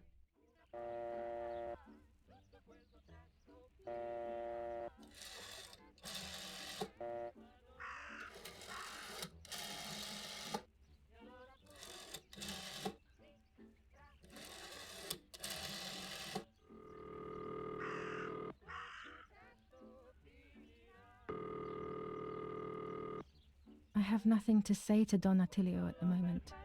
Before speaking with him, I have to get a few things straight.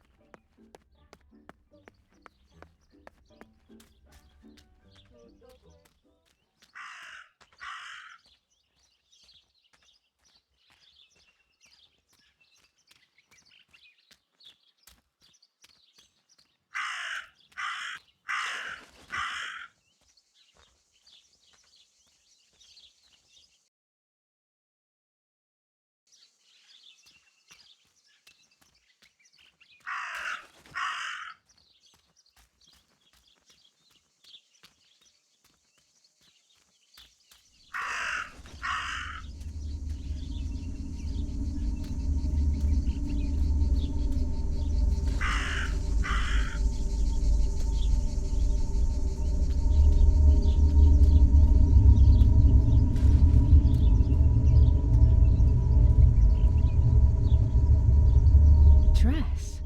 It's made from the same fabric I found a shred of next to the lake. In fact, it is torn. It must be my mother's. My goodness. I started to suspect that Mummy could have been involved in Martha's murder. Lost in these thoughts, hours passed, and I completely forgot about the funeral. When I realized it was evening, they were already carrying the coffin towards the cemetery. She never loved me, I knew that well. But I would never have believed that. Had it been her? I struggled to believe it, but it made so much sense. At the lake, she must have thought Martha was me because she was convinced that I was dead.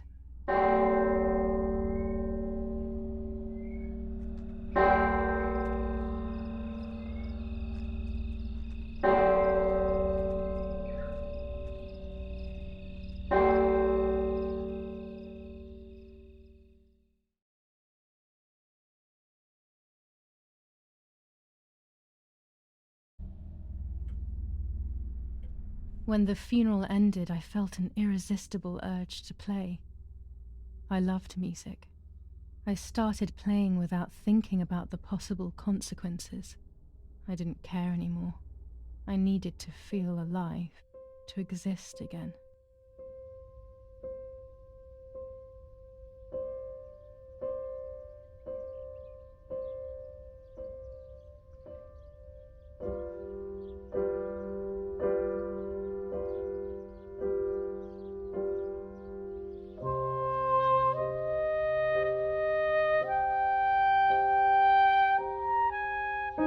What's going on here? Giulia? Is that you? No, it's not possible. Martha's never played. She's deaf, yet no. This is madness. My God. So, Martha? I understand now. You can get all of the attention, right? You were jealous, weren't you? Because she was a wonderful girl and you're just a useless little slut. How did you manage to convince her? I get it now. But she talked to me. No, it doesn't make sense. I will have you locked up in an asylum. You hear? That's enough. You will pay for what you've done, you cursed lunatic. They will torture you to reveal the monsters in your head.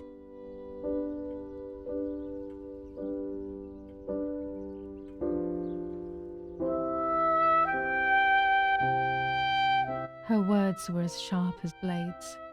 I tried to tell her that it wasn't me. I showed her the photos I developed that proved my innocence. But she grew all the more angry, calling me crazy, and then she began to hit me with everything she had at hand. I closed my eyes as more darkness began to take over in me. Memories came flooding back. Not memories of actual past events, but more so of feelings. Feelings I had when I was little. They were scary. They were the fears of a little girl. Despite what had happened, I went walking in the woods early the next morning to meet the lady. The evening before, my father had tried desperately to console me. Talk to me, Giulia.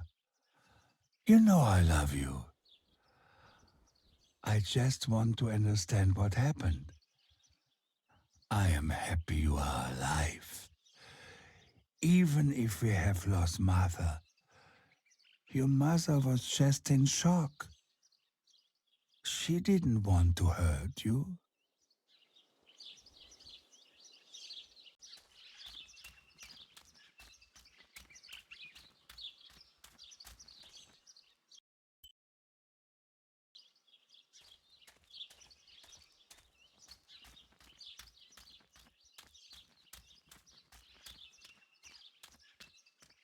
I don't know what I'm hoping to find, but what else can I do?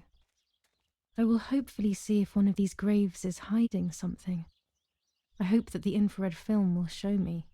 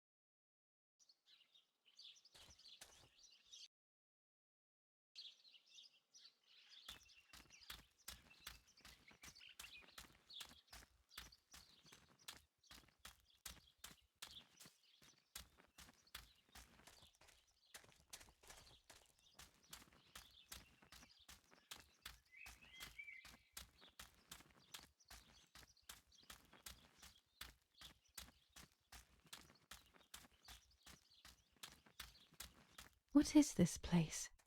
This never used to be here.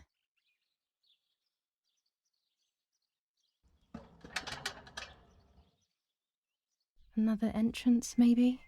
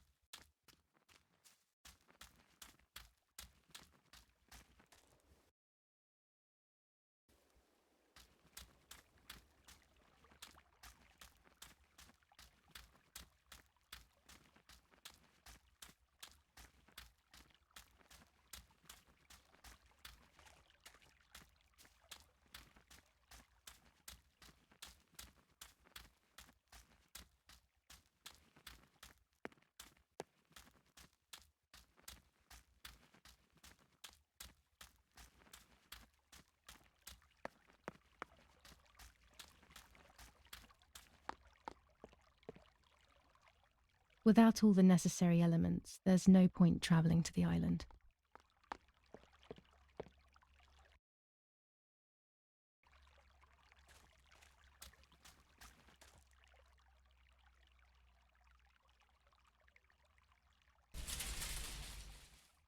My dress. It could be the element that links my world with that of the lady. It has been here for a few days, in a place that is both mine and hers.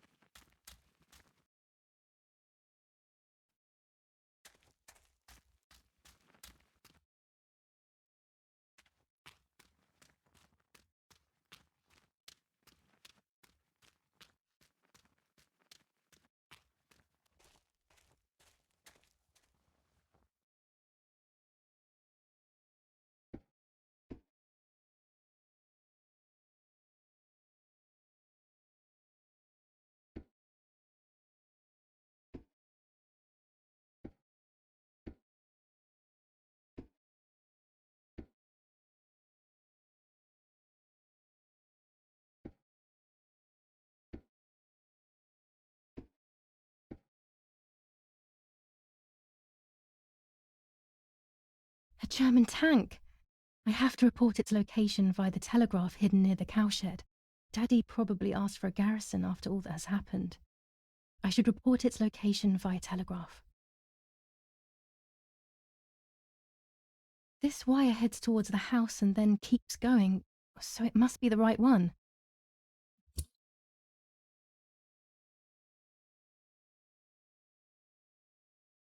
Now all that remains is to go to the telegraph near the barns.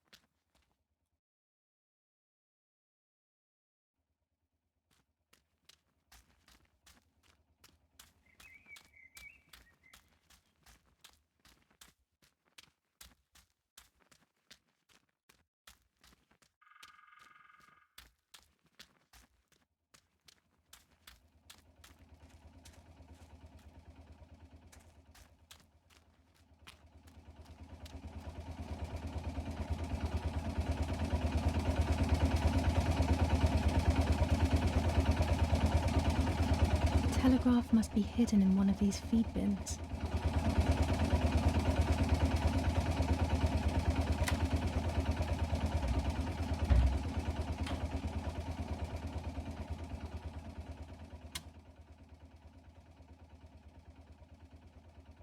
I have to start every message with the code word. I saw the tank on the road, and the road is near the house.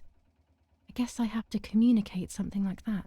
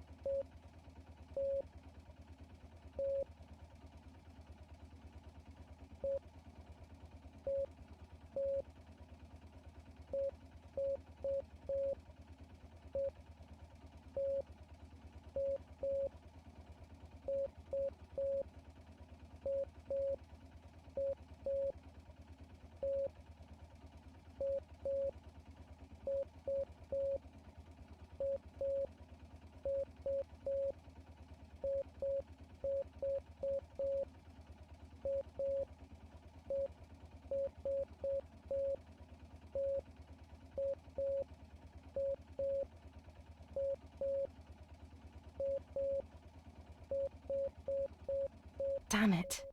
I got the length of the sound wrong. I'll try this word again from the beginning.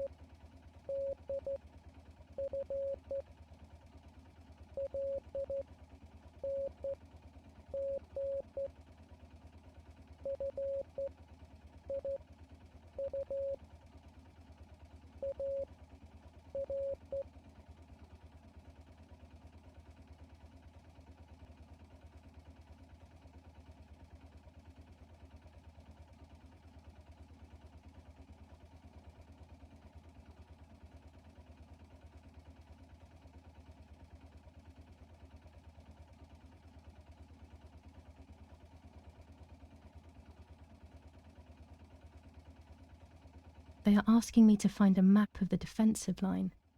There is one in my father's study.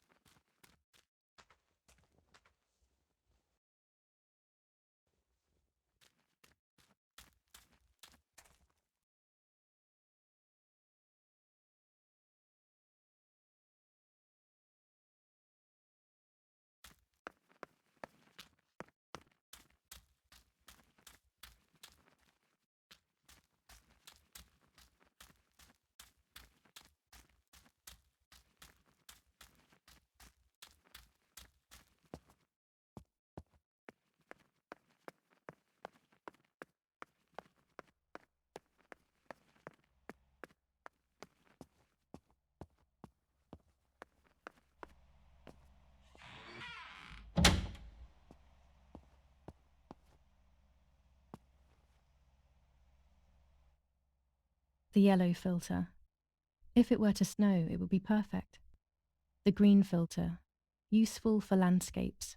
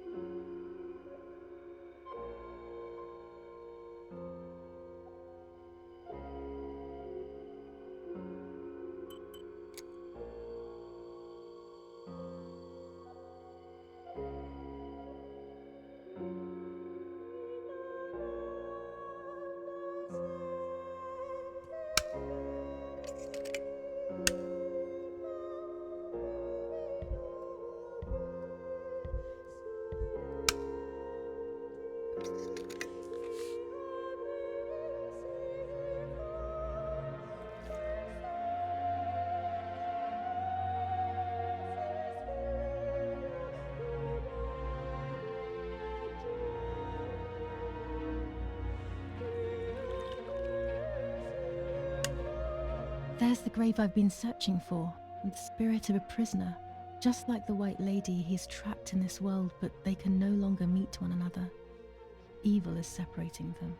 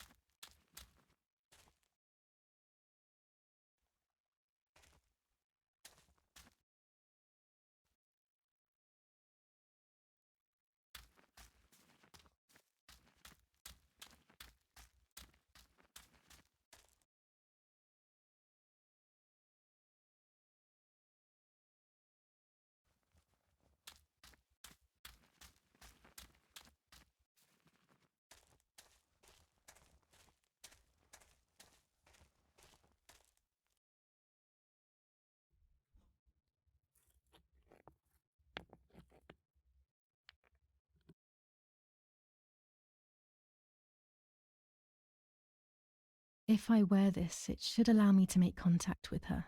With this object, she'll have to hear me, I have no doubt. Now that I have everything I need to communicate with the lady, I can finally go to the island.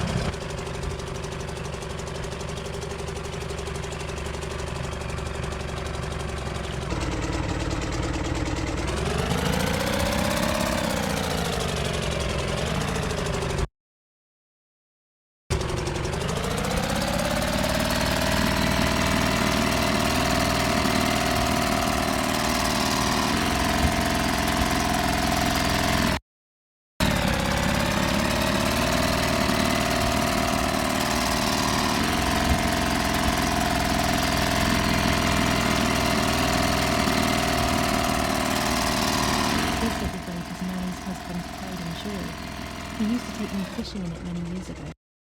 I don't understand why Mother never wanted me and Martha to use it.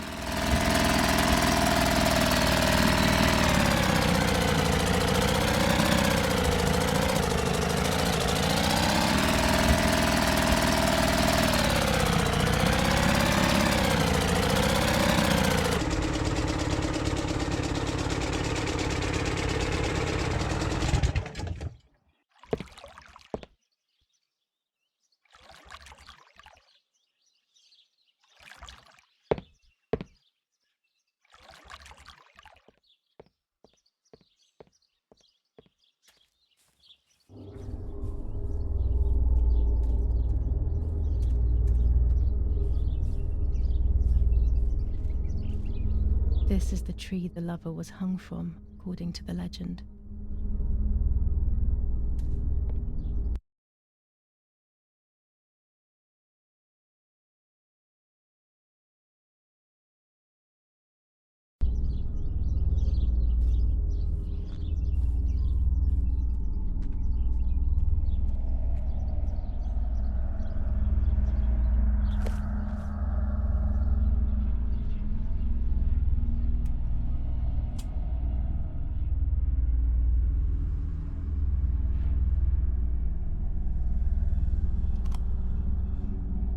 A roll of film. It's the one that I was taking out of the camera just before I discovered Martha's body.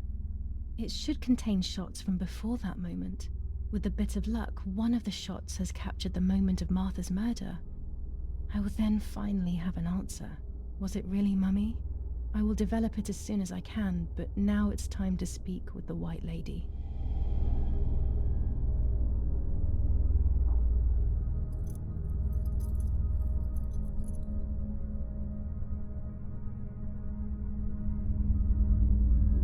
I will wear her lover's cross to draw her to me.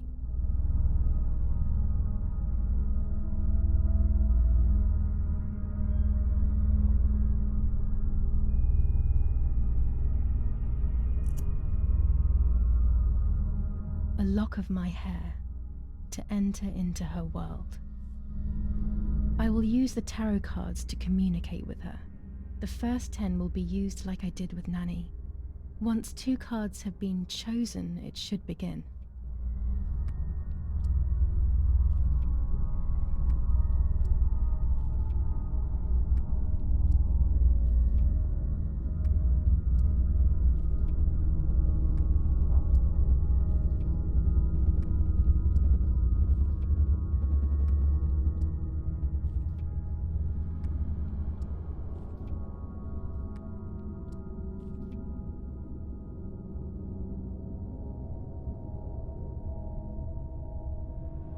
You camouflage yourself in the woods to approach me.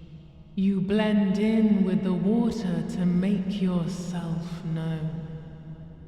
You wish to communicate with me through the energy of symbols. You use my pain to summon me. You are very bold. You call upon me for knowledge that I do not possess. For answers I do not have. I am only a vessel, like water, like air, a vessel to move and breathe. It worked. Now I need to choose 2 cards. Here we go.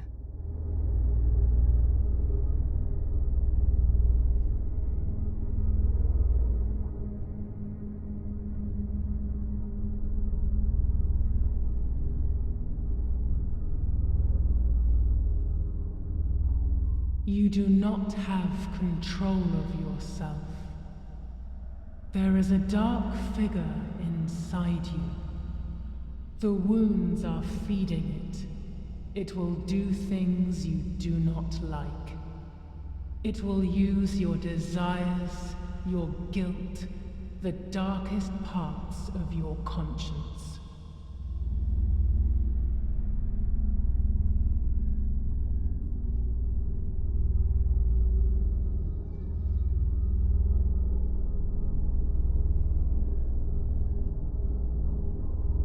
I can sense that you want to know who did it, but I do not have the answer. You must find it yourself. Do not ever try to enter through the front door if you wish to reach the heart. Your twin sister might have the answer you are looking for. Even after death, we leave traces of ourselves, don't we? Everything is indefinite if you look at the essence of things.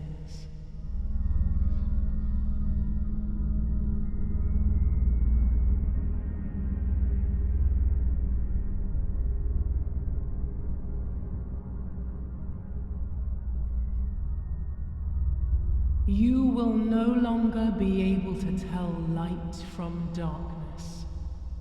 In sorrow, the difference is so subtle. You are alone, and you will remain alone. Memories are abandoning you. They are your only true companions. Now they take the place of your happy childhood. And they may return to keep you company.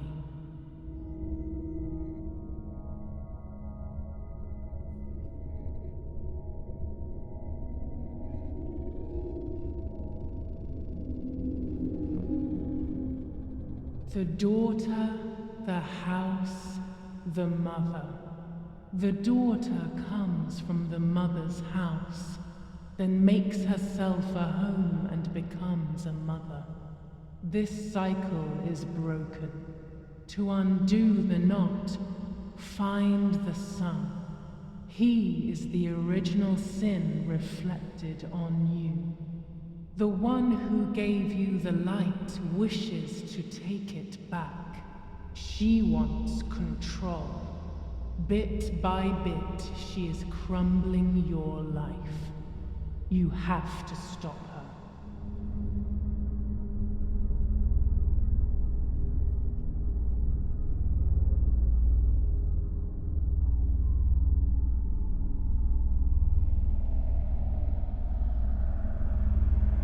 Part of our soul embraces the people we love. It is then torn away from us when these people disappear. The wound is deep and it cannot heal. Faith vacillates. Death causes fear. But the church is a safe place. It is home and mother to its children. Faith is the light. Do not lose it. Finding it again is almost impossible. I lost it in sorrow, and without time, I am lost in the dark.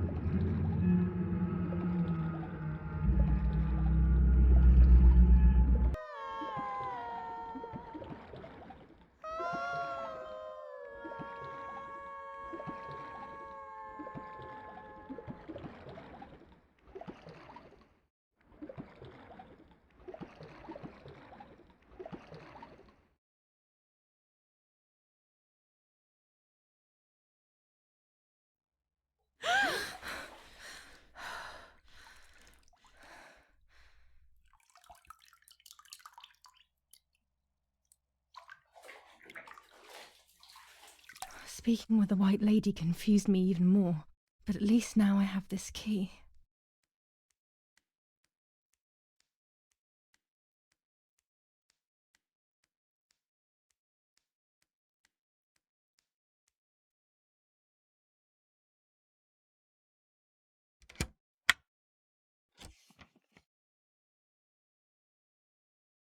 July 16th. Dear Sister, I entrust my secrets to this letter. If you are reading it, things have gone as I thought they might, and I am no longer there with you. First of all, I am not deaf, and I never was. Mother scared me when we were little, so I decided not to speak or listen anymore. It worked. In fact, Mother began to love me. They also found a scientific explanation for my deafness. Neurological damage caused by excessive pressure exerted by the twin during pregnancy progressively led to hearing loss. And like that, my decision was also transformed into a fault of yours. So I must put it right. Do I have any other secrets? Unfortunately, yes, but a letter is too cold for such matters. Now that you know that I can speak, please go to the darkroom. I have a hidden recording. Listen to it and you will hear my voice. Farewell, Martha. Why all of this madness, Martha? What else have you been hiding from me? You deprived me of your voice for more than 15 years. I can't wait to hear it now.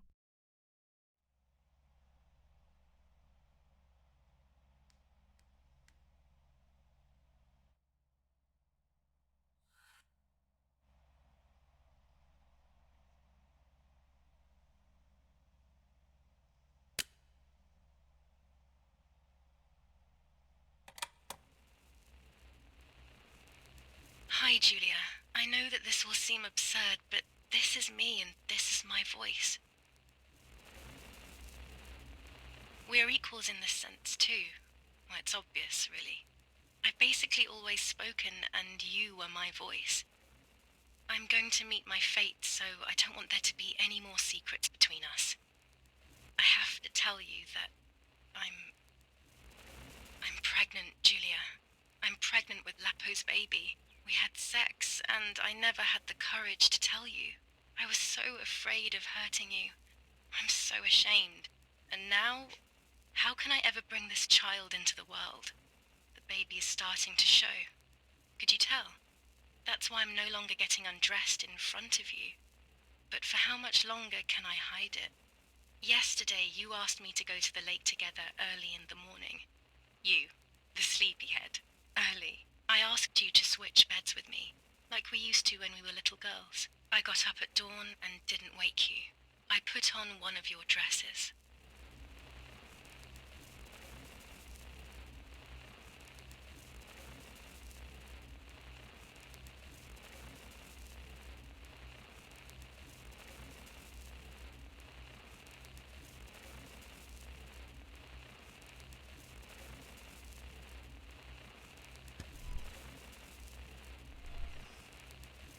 I wrote a card to Mother telling her that it was you who was pregnant, not me, and to come and see at the lake. I left it on the desk in her room.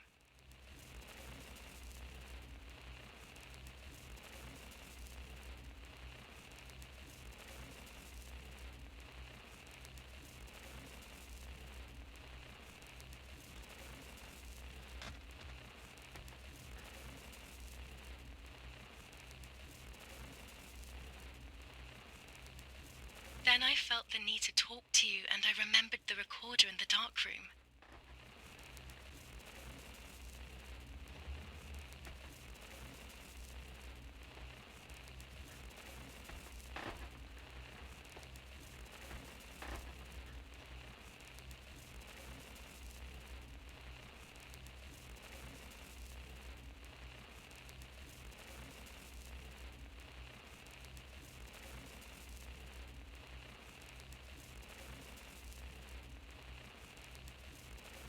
I will go to the lake alone and act as you. I will tell her everything you never had the courage to tell her. I will be your voice. I know how much she's made you suffer over the years. Unlike you, I remember all of the harm she has done to you, and it is my fault. Take my place, sister. You will live a better life, and I will be able to rest in peace, knowing that I at least tried to put right what I have done wrong. I will go now. My last memory will be the image of you sleeping peacefully.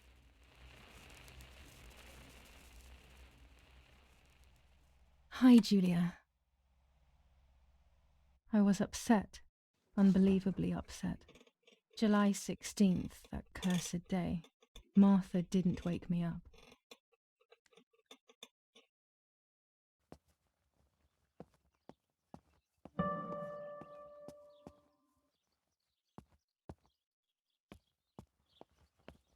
Martha wasn't there, and we were supposed to go to the lake together. She even made her bed, which was unusual. I thought Mother woke up early, despite her medication, and asked her to do something.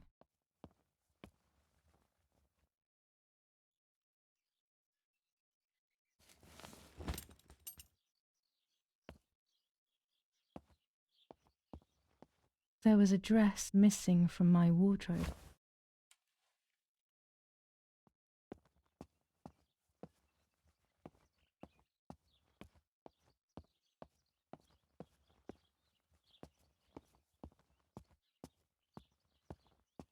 It was late.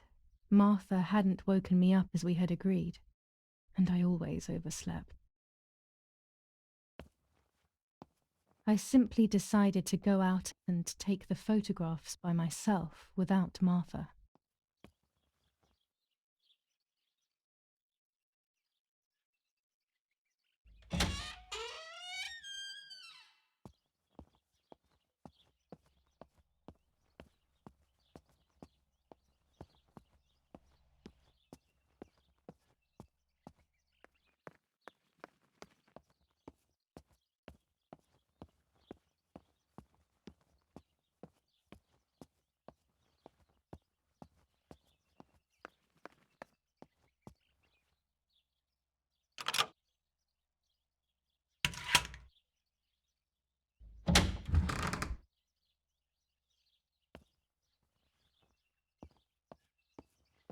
It was a foggy morning, but it was no longer dawn. It was a sign of something terrible.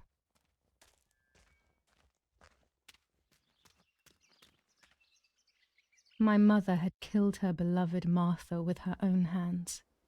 I had then taken her place, usurping the throne of her affection. She would have never forgiven me. I had real reason to be afraid.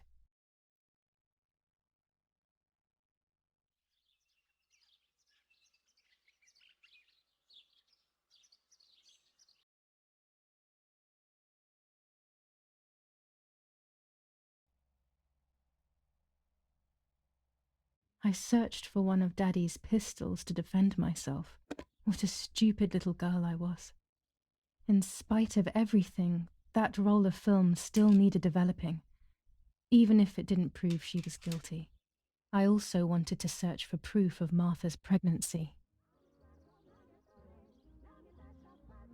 There are more and more weapons around, and everyone is scared after what happened.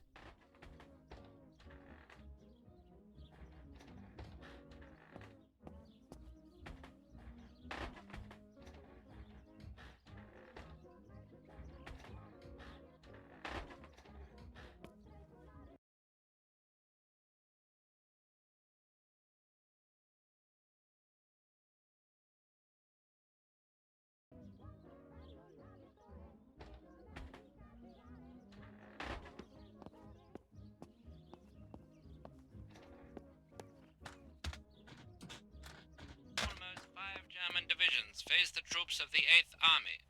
Units of an Indian division crossed the River Pesa on a vast front, and they advanced 2 kilometers south of Monte Lungo. Meanwhile, the New Zealand units have reinforced their positions that run from San Michele. That's it. Hopefully the image comes out clearly. Near La Romola, the Michelangelesque villa of the E family, where General K was staying, was bombed by the artillery. Luckily, the general and his family were not in the house at the time of the attack. And Telegram. I'll leave it in the letterbox. Have a good day. Another telegram of condolence. Isn't it a bit late?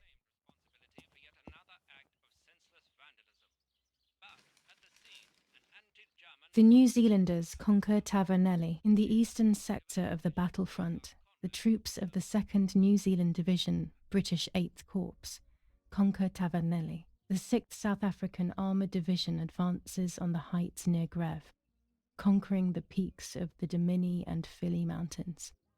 The 4th Division reaches San Giovanni. Sabotage of the phone lines in La Romola. Telephone cables have been cut, causing danger to general safety. Any damage to the information service facilities is punishable by death.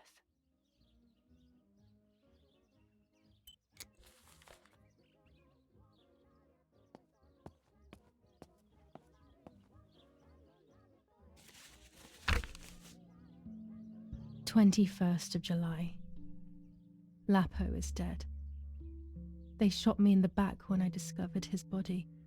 I thought I had hit rock bottom. These are soulless, empty days. After so many awful events, I finally managed to meet the White Lady, or so I believe. The line between reality and dreams is becoming less and less clear to me. I thought a lot about her words, but they didn't shed any light on my assumptions. They kept ringing in my mind. Maybe I will understand when the time comes. Now I know for certain that it was Mummy who killed Martha, when she thought that she was me. Only a week ago, all of this would have seemed impossible. I just need to find the proof, so she can pay for what she has done.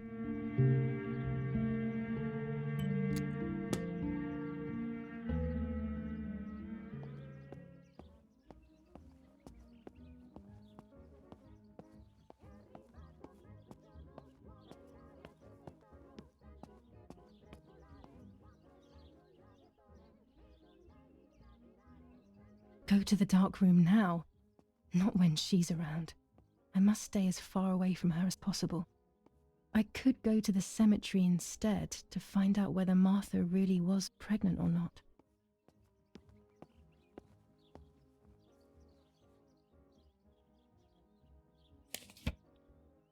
Dear Mrs. Irene K., following your call, we have received a telegram from Dr. D. Your request has been accepted. As soon as the police station issues authorization, we will send for the girl. While we wait, to avoid the girl taking any extreme actions, as per the fears you have expressed, we ask that you trust in the advice of her treating physician. I thank you for your generous and charitable donation to our institution. Director S., Volterra Psychiatric Hospital, telephone 0782. Now that she has discovered everything, she wants to lock me up in an asylum. Or maybe even worse, she wants to kill me and have everyone believe it was suicide. She is preparing all the finer details.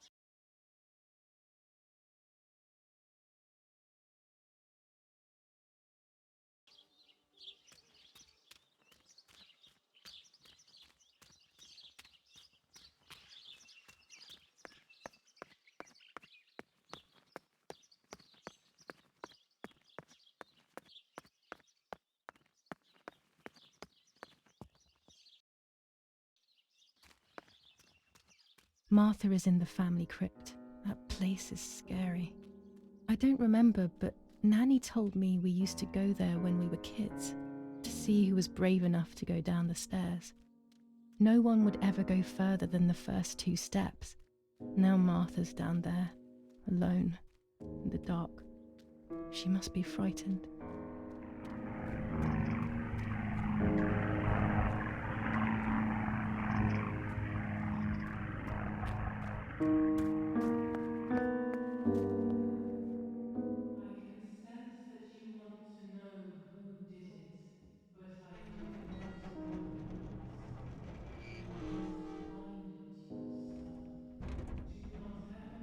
The crypt is here. Not now. Let's hope the caretaker isn't around. That man gives me the creeps. Even after death, we leave traces of ourselves, don't we? Everything is indefinite if you look at the essence of things.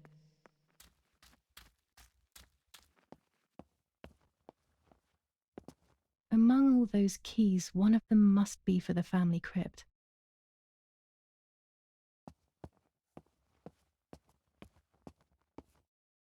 This door is locked, but I must get in. Maybe I can find something around here to break the lock.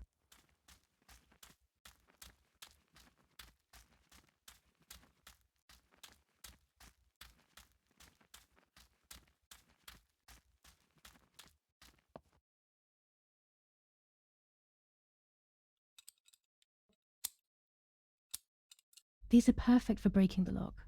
I should hurry before the caretaker comes back.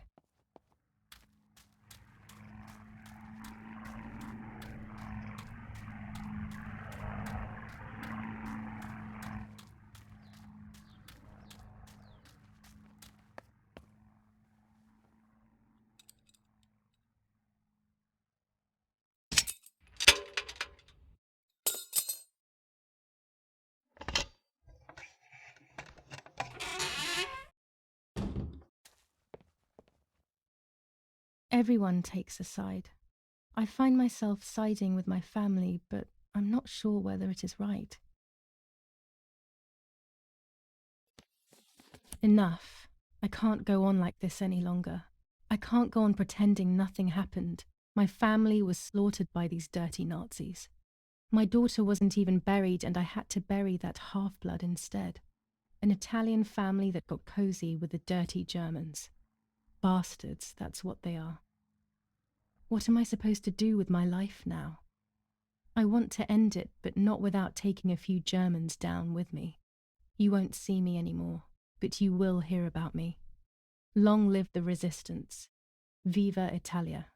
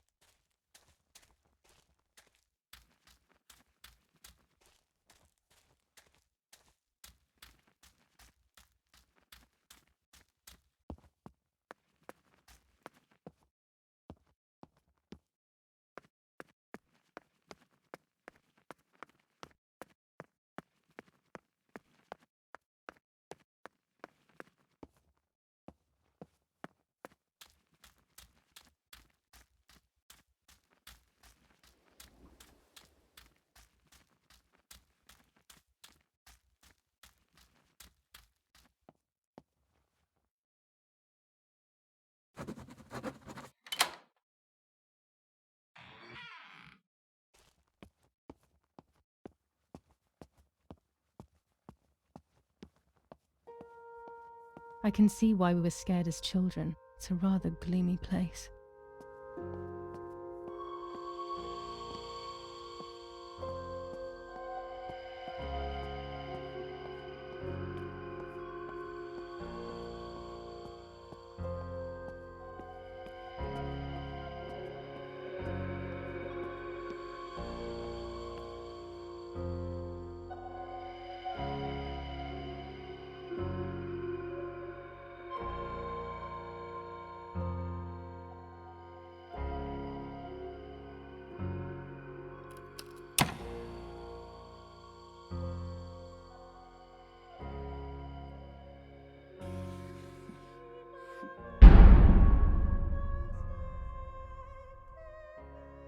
May God forgive me for what I'm about to do.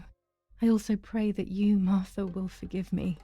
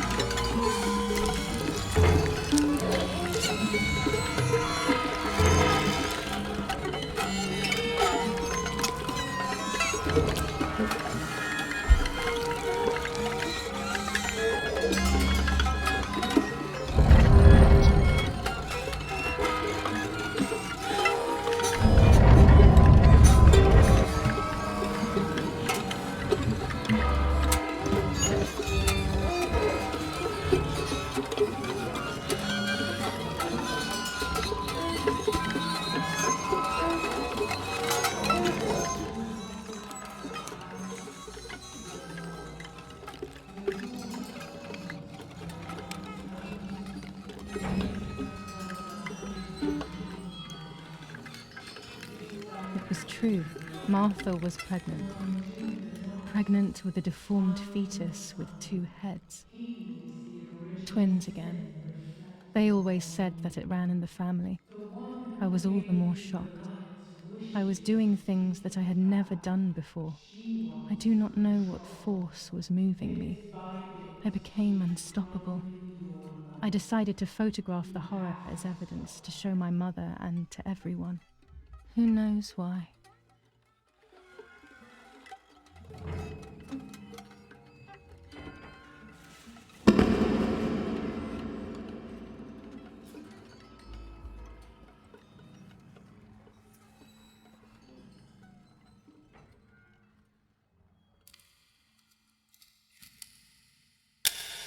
Enough now.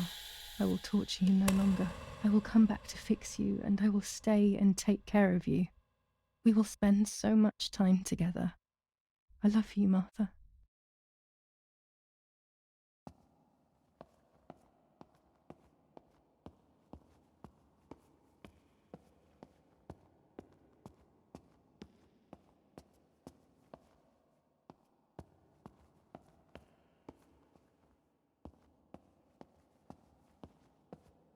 Doctor, I must thank you for your help. I wouldn't know what to do without you. Even our own dear Donatello seems to not understand the situation. Irene, please.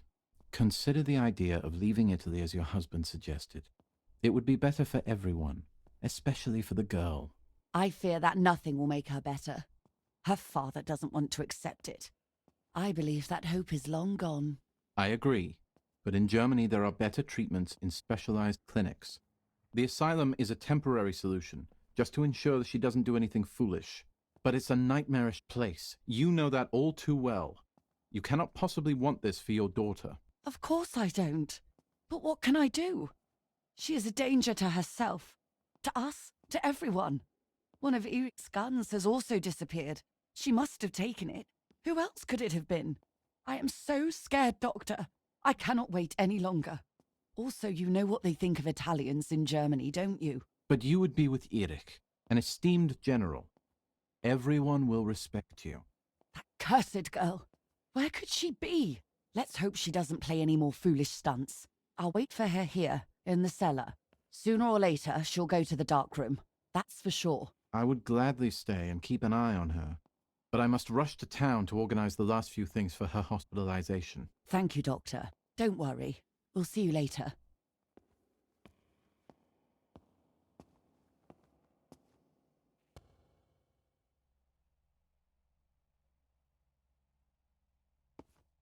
She's sleeping.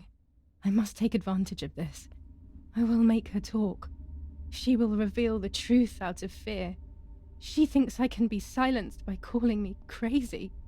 But unbeknownst to her, I will record everything. Everyone will know what you have done to your own daughter. I would make too much noise and wake her up.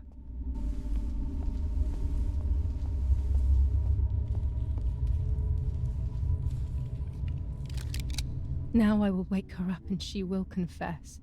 You can bet on it.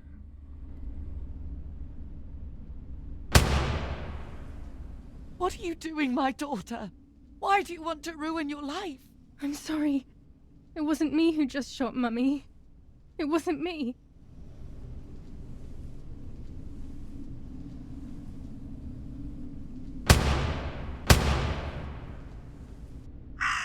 Dear God, what have I done? She forced me. She killed Martha. But who in the world will believe me now? They will take me to the mental asylum. Those rolls of film are my only hope.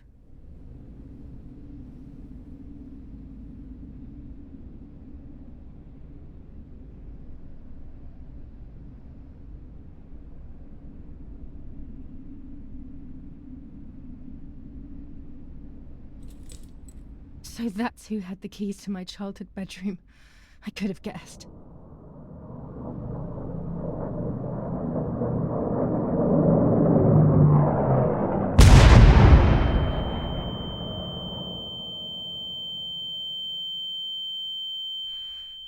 My God, sooner or later more bombs will land here.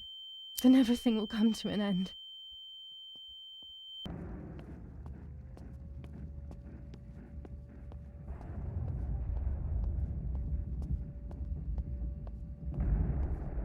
At least now I finally have the keys to my old room. But why was it locked in the first place?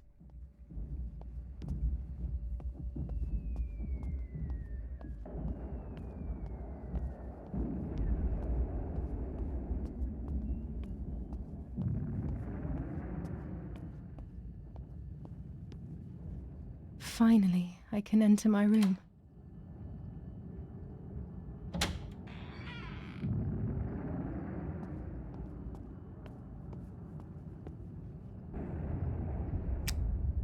It's like being a child all over again. I used to play with the puppets by reenacting what was happening in my life, to clear my mind. I want to do it again. At the beginning of any puppet act, there was always the legend of the White Lady. Otherwise, the scenes I was reenacting were worthless.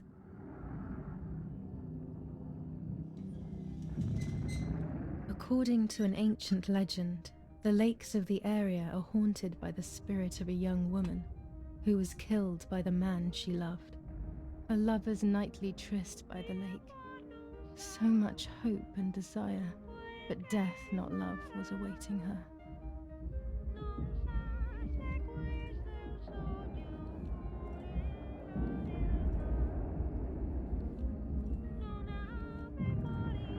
Ah, what a beautiful moon tonight.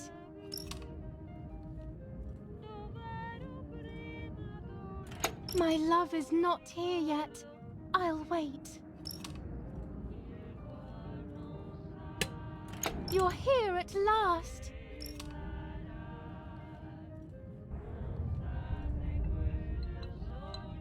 What's going on? Why are you acting weird?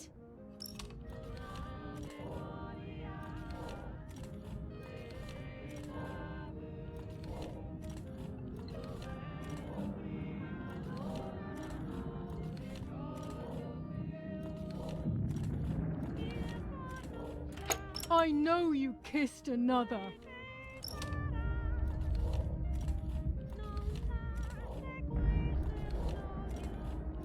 I would never do that. I love you.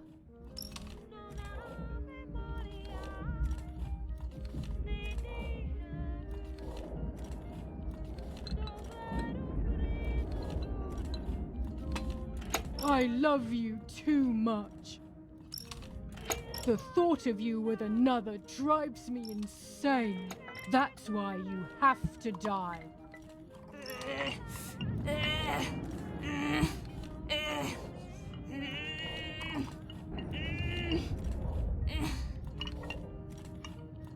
What did I do to you?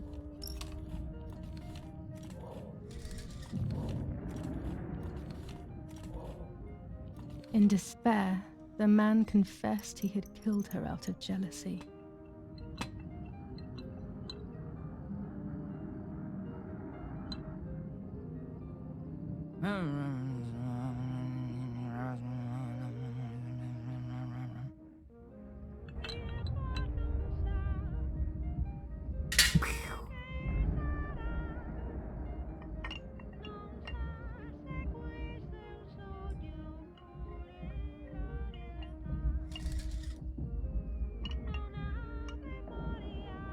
They searched everywhere, but the girl's body was never found.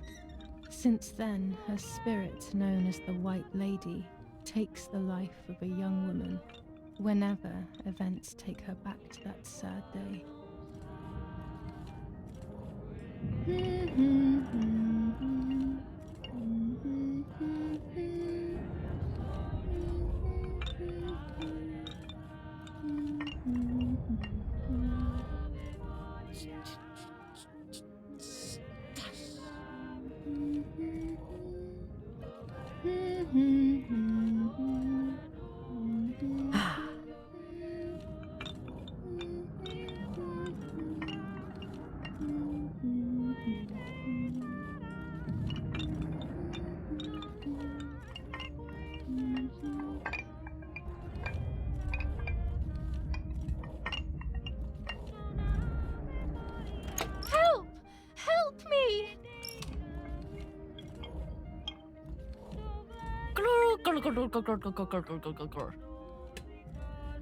Now I can begin. First of all, let's clarify what happened the night before the cursed 16th of July.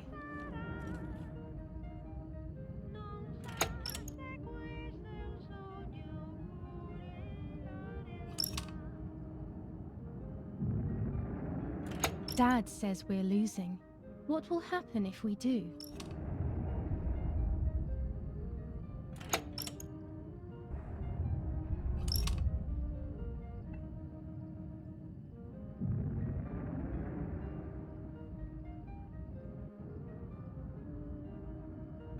Will we go to Germany?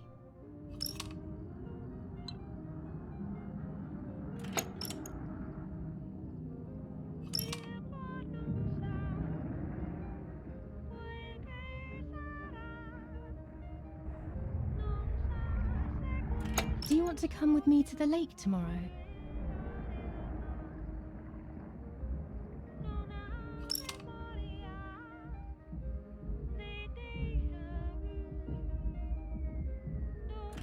I want to take some photos.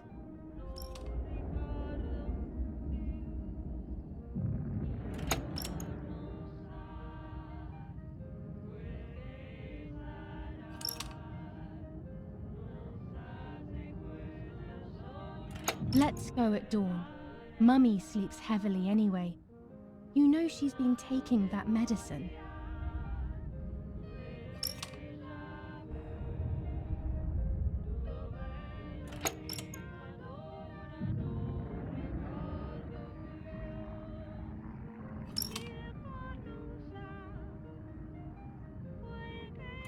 Wake me up!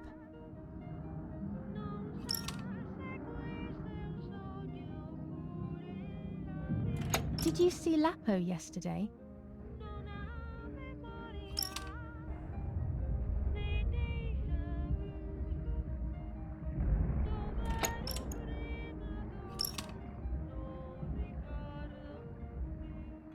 I saw him leave the barn. Weren't you there?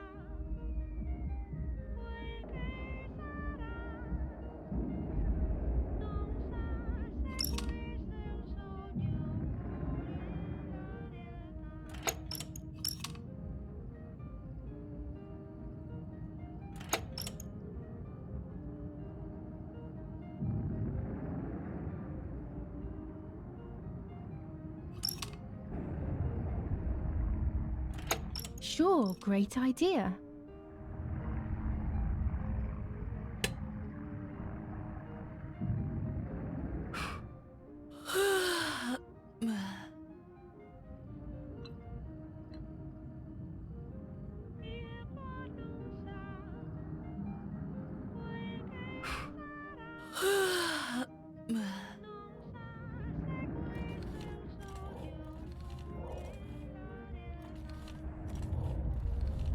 Yes, it happened like this. Then in the morning, Martha went to the lake pretending to be me to show her pregnancy. She knew Mother was going to follow her down. Now I can only guess what happened when they met at the lake.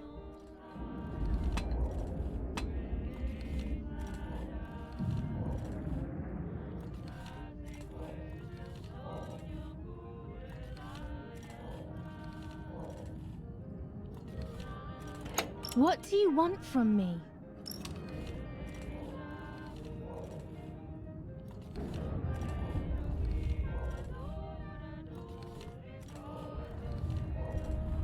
How dare you talk to me like that?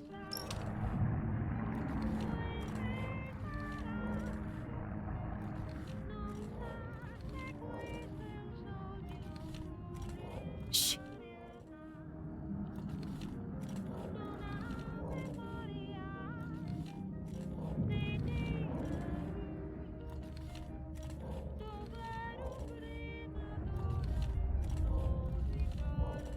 Do you want to hurt me, Mummy?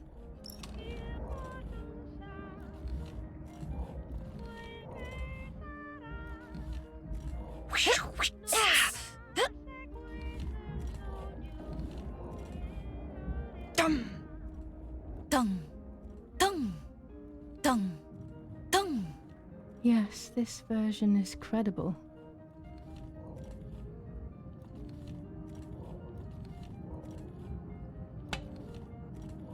I will never know exactly what happened, but I think I have an idea. And after everything, I shot my mother. No, I didn't shoot. What actually happened? It is all in my mind, but I can remember. I know I can.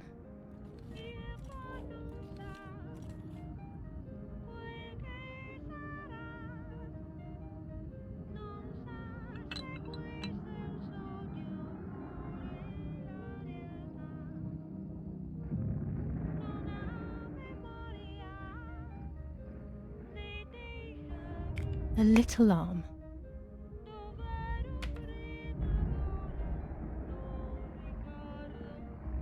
A small leg.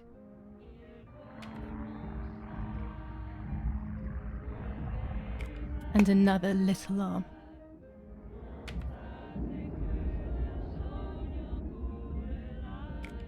Another small leg.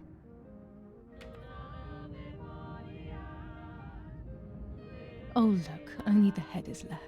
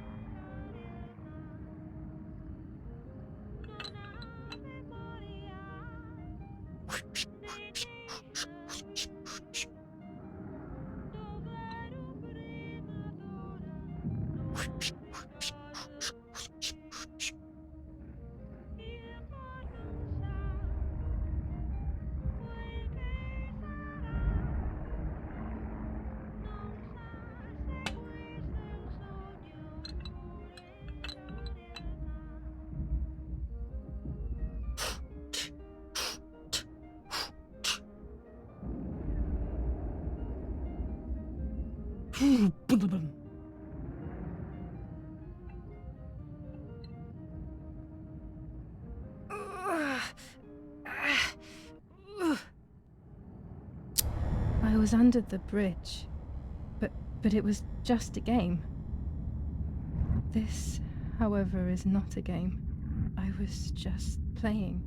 It's just a bad joke. Under the bridge, the church, the town. Speak. The White Lady.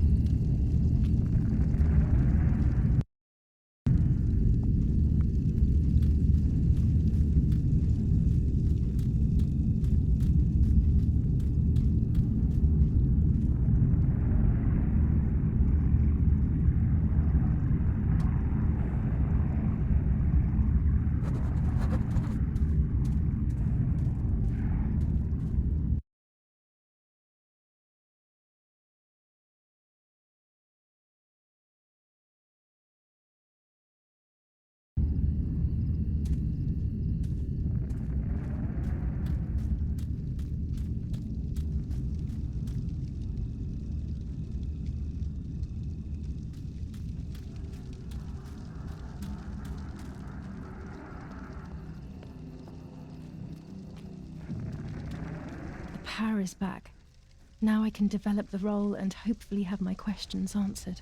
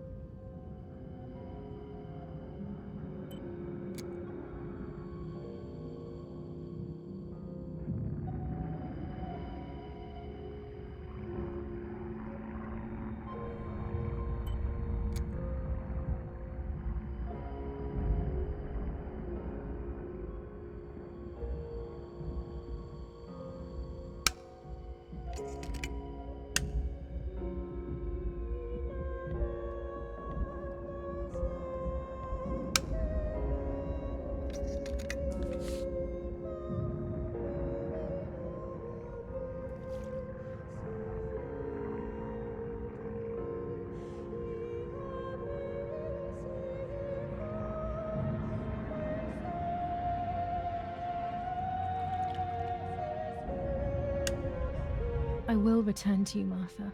Together we will sort out everything. Just you and I.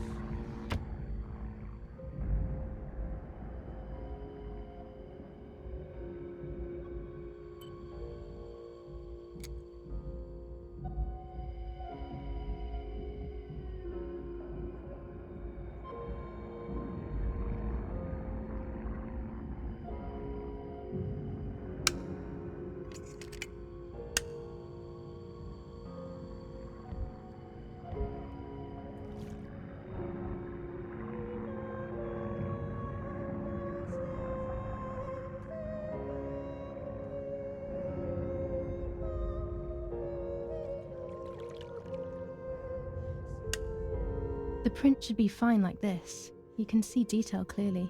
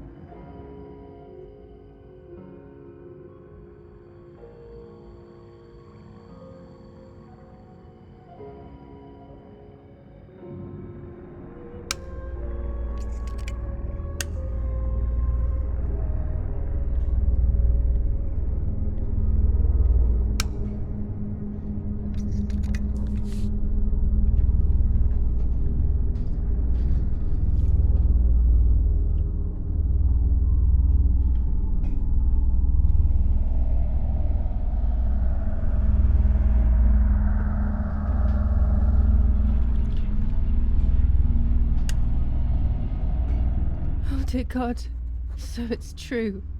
I killed my sister. I did everything to hide the truth. Then I killed my mother to rid myself of the guilt. But she was nasty and everything was her fault. God, what does that make me? I don't deserve to live a second longer. Maybe I will see her again and I can try and ask for her forgiveness. But if there is nothing after death, at least I will be free from this suffering. I know it's not right, but I can't do this anymore.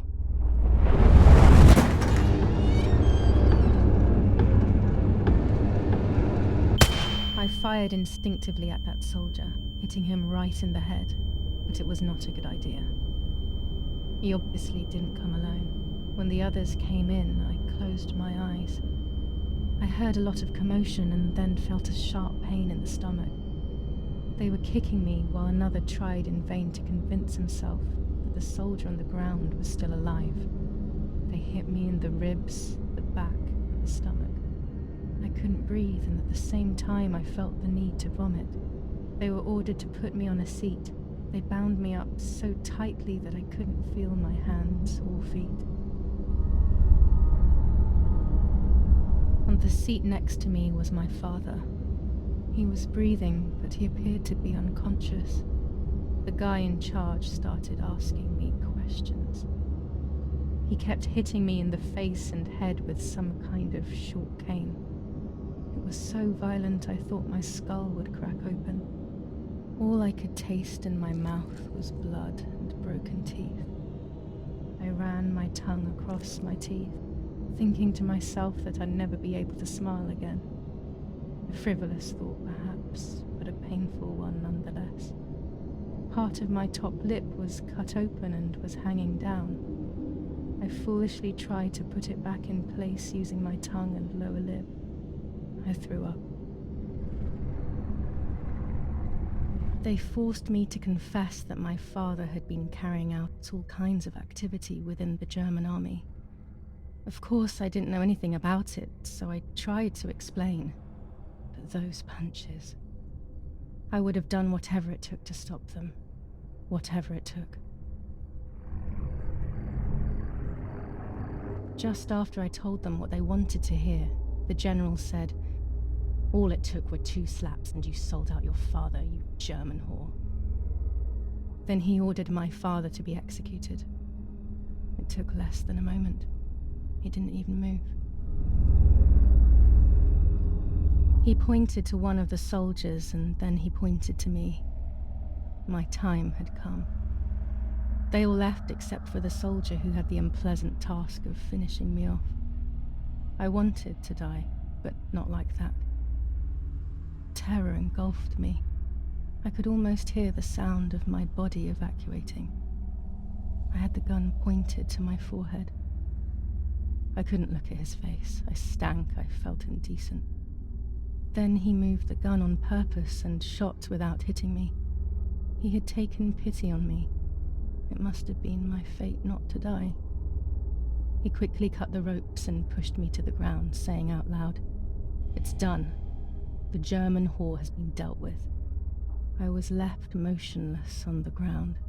He left, and I fainted again.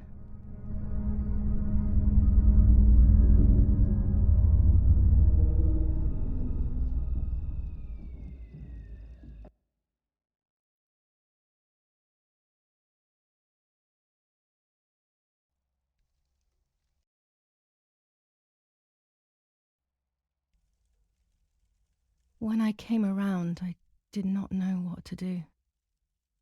I was completely empty and felt pain everywhere. Everyone was dead. I was now alone in the world. I felt a desire to hear their voices one last time on Daddy's recorder in the darkroom. Provided the soldiers hadn't destroyed it, that is.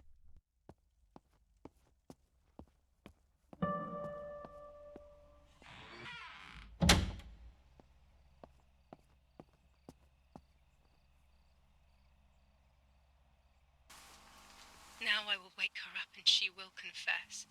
You can bet on it. What are you doing with your father's gun? It's dangerous. Stop it. Talk. Tell me everything now. Tell me what you have done. Okay. Calm down. I will tell you everything.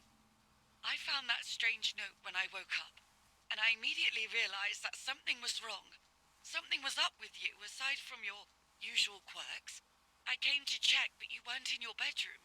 You had spoken about the lake, and I got worried, so I called your father, and we went to see what was going on. We found you sitting in your underwear at the side of the lake. You kept saying that nothing had happened, and you kept repeating things like that.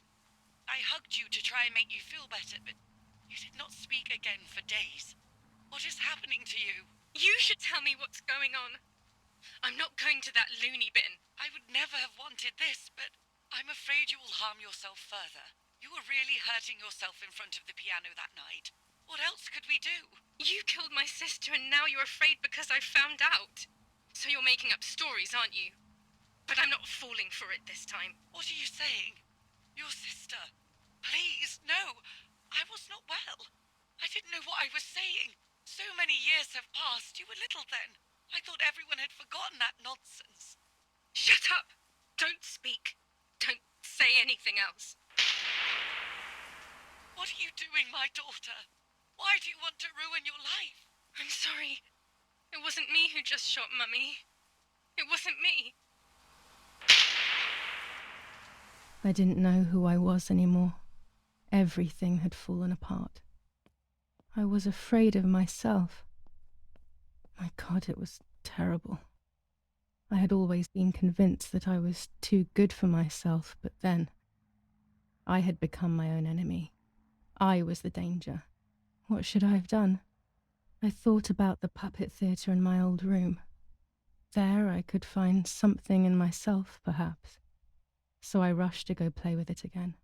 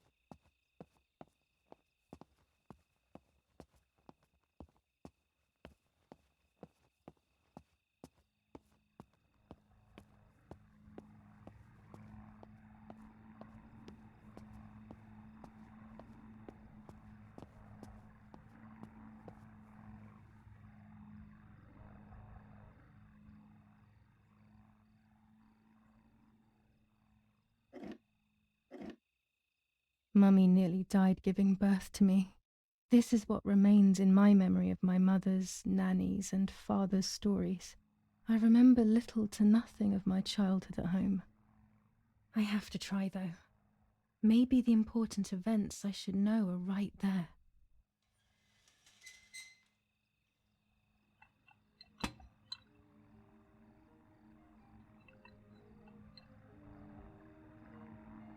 How are you, madam? I feel a sharp pain. Do you need anything?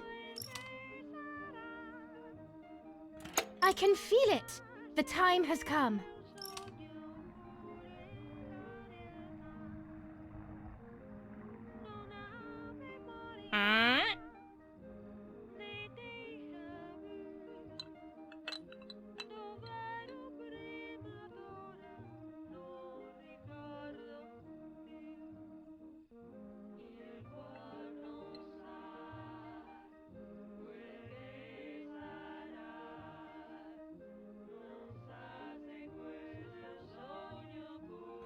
Everything is ready. Help! Something is wrong. Help! Irene is not well.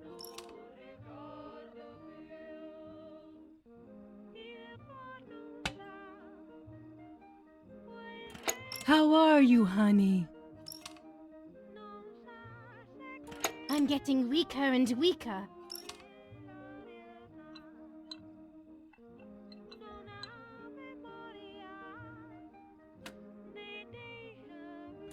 Doctor, hurry! Irena is sick!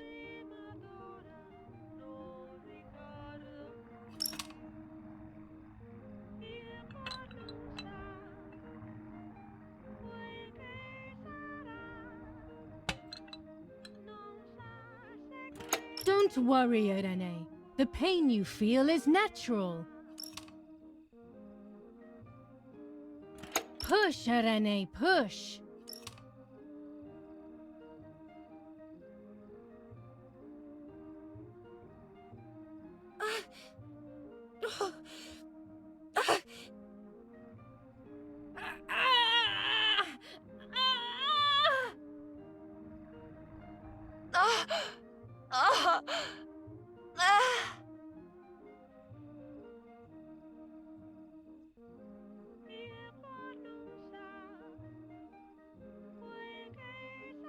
The baby is born.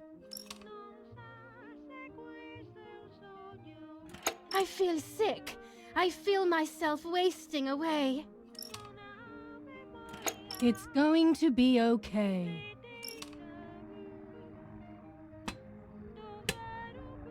Poor Mummy. She has suffered so much. I have hurt her so much, ever since I was born.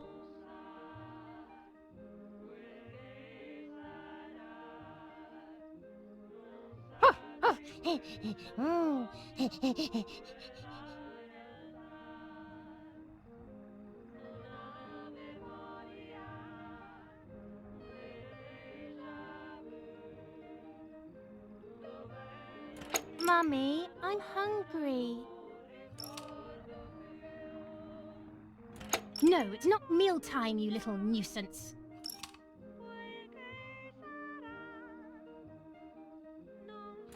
Mummy, I'm thirsty.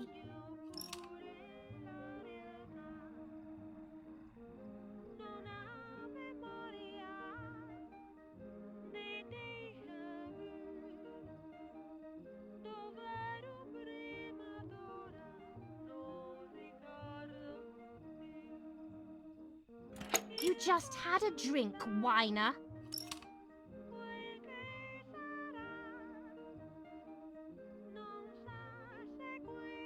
Mummy, I have to pee.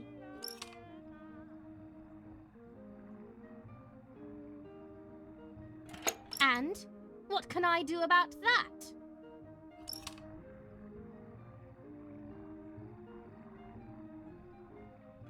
Mummy, I'm sleepy.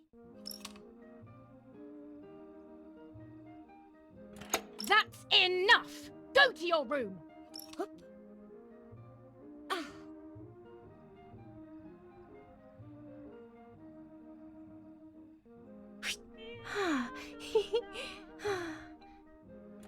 Get out of my sight! I can stand you no longer!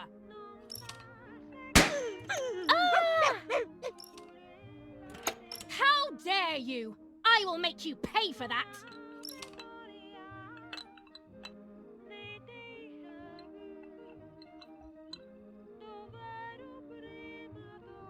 Sorry, it was an accident, Mummy. Please don't hit me. Dum! Dum!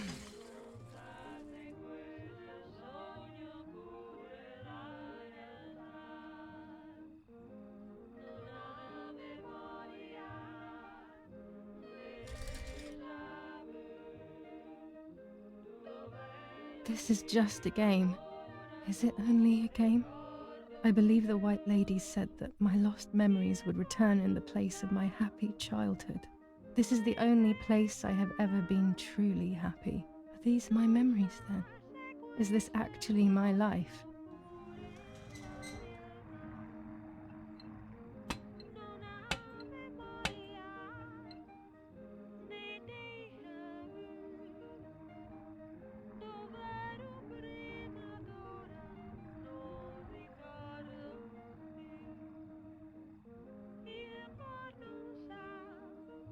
What's up? Did Giulia make you cry?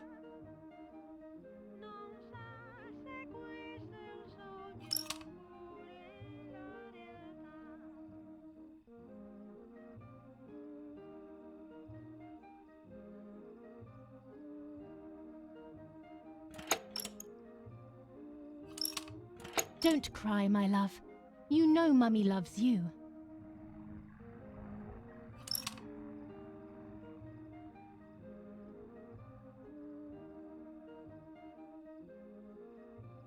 Martha, don't you want to play with your sister?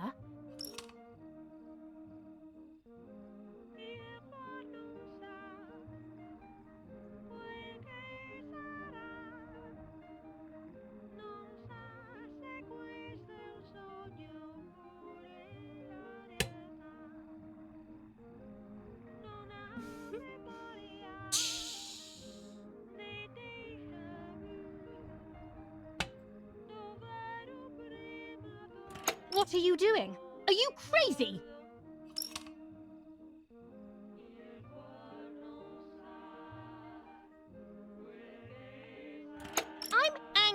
with you. I will beat manners into you, you stupid little girl.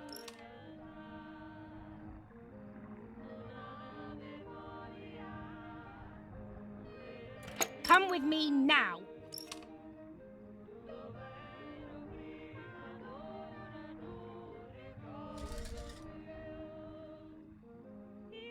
Sorry, Mummy. I'm so sorry. Come with me. I will put you in your place, girl.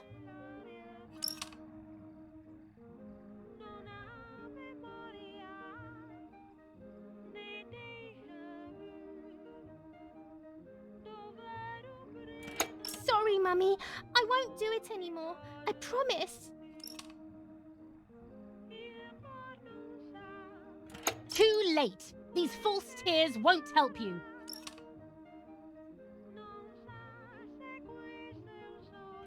Stay still!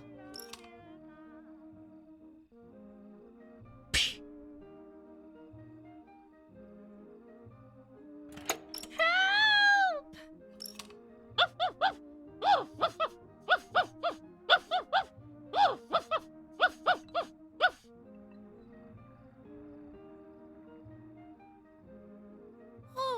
Now I'll make you want to bark.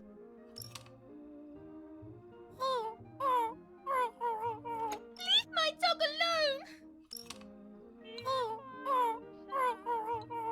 There's no point screaming, stupid girl. No, Mummy, please.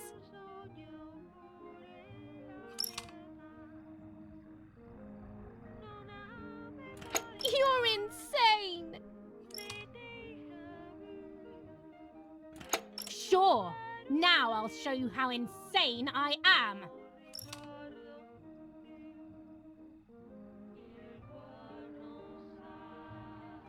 Help, Daddy, help!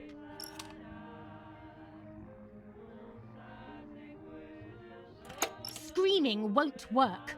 Your father is not here like usual.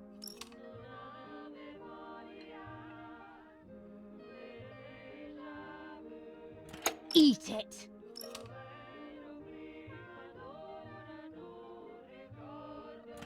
No!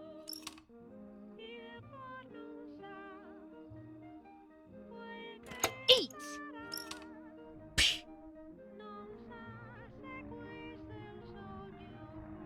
I won't eat him.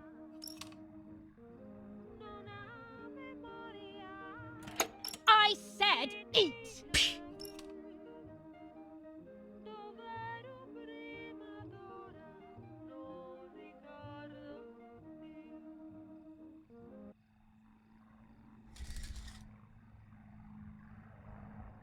I was beginning to remember, but I was so scared to remember too much, especially all at once. I didn't have time to guess exactly what happened. It was making me too upset. Pulling out those memories was like trying to pull out a tooth on your own. Almost impossible, and far too painful. The White Lady told me that the church is a safe place and home to its children. Don Attilio, my priest, I have to talk to him. I have to call him on the telephone.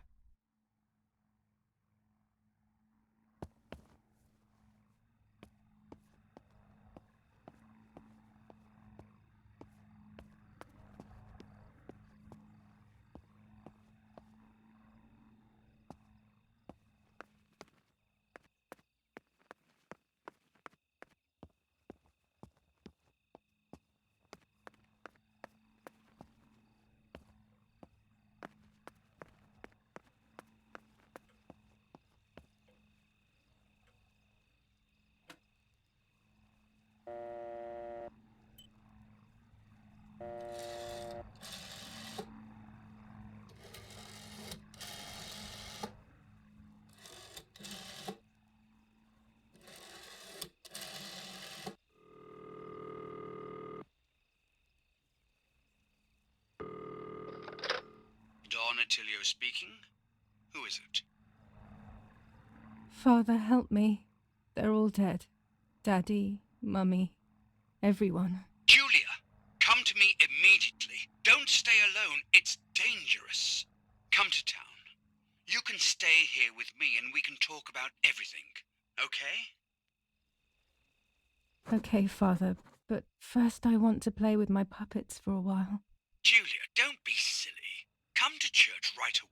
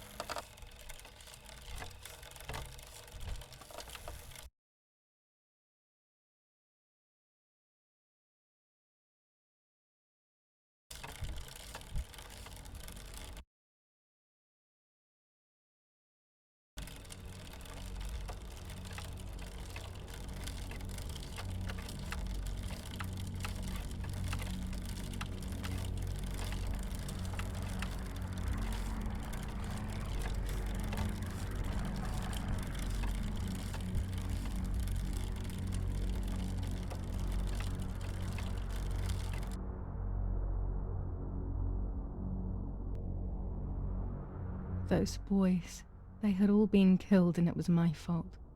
They were my age, and a few of them were our friends. I didn't think it would go like that, but wasn't it obvious, really? What was I actually expecting? I felt like a coward. But what could I have done? Should I have betrayed my father? I loved my father, but I also loved my friend Lapo. Which side was I on?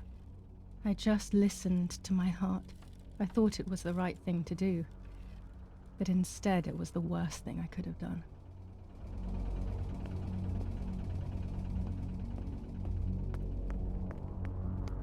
I didn't go anywhere near the soldiers, Germans or allies. They had all caused me harm. I didn't want to approach anyone, for any reason.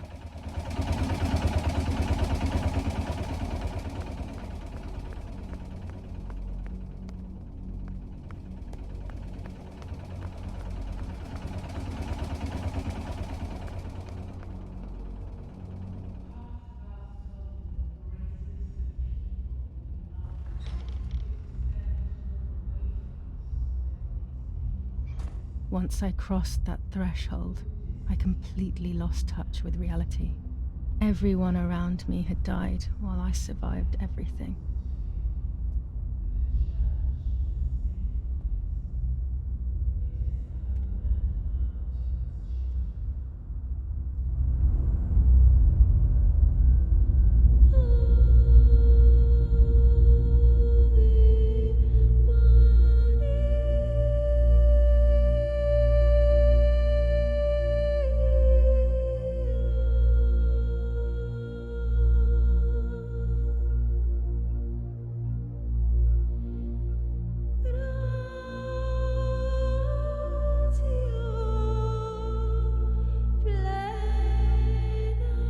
I don't remember how things went. I just remember a big light and then photographs were being taken of me. There was a man dressed in white, a doctor, I presume. He was asking me questions, but I didn't understand what he was actually asking me. He wrote something on a piece of paper and then 2 nurses led me away. I was in the mental asylum. Some women were talking to themselves, others cried. Some were even covered in their own filth. Others were violent and tried to hurt themselves any way possible. There was this one young woman who would pleasure herself all day long, incessantly, to the point where she would bleed.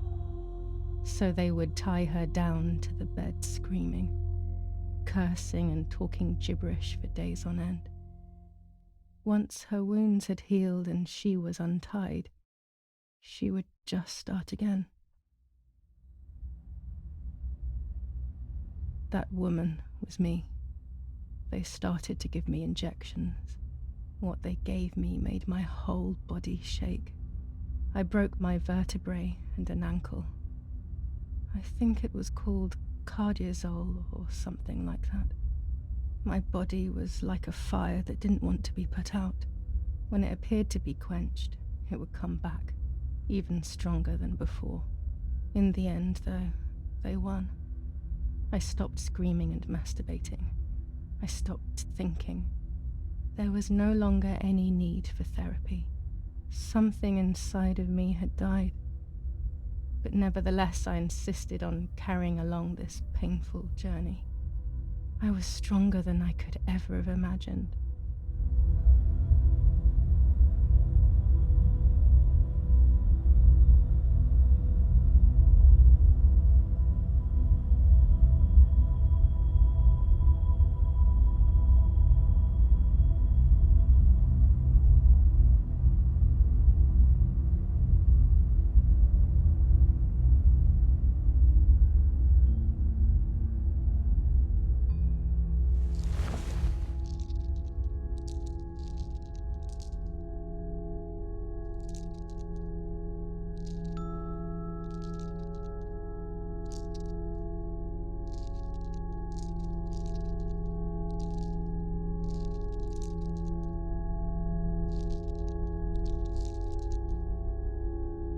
Who are you? Wait. I want answers. Don't go away. Talk to me about Martha, please.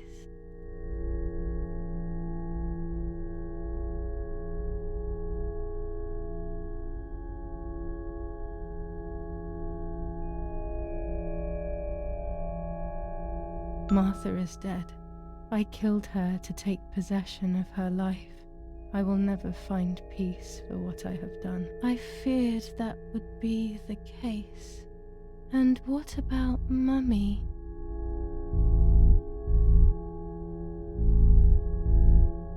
Mummy is dead. Nobody knows that better than I do, unfortunately. It's useless to try and deceive ourselves. Did I do what I think I've done? Yes, damn it, it really happened.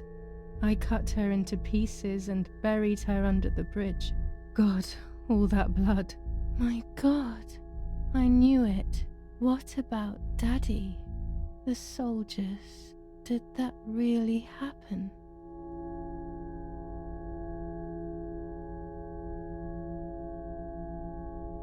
If I think back to that moment, everything is muddled. I do not know how to answer. No answer is perhaps the most painful answer. What about Nanny?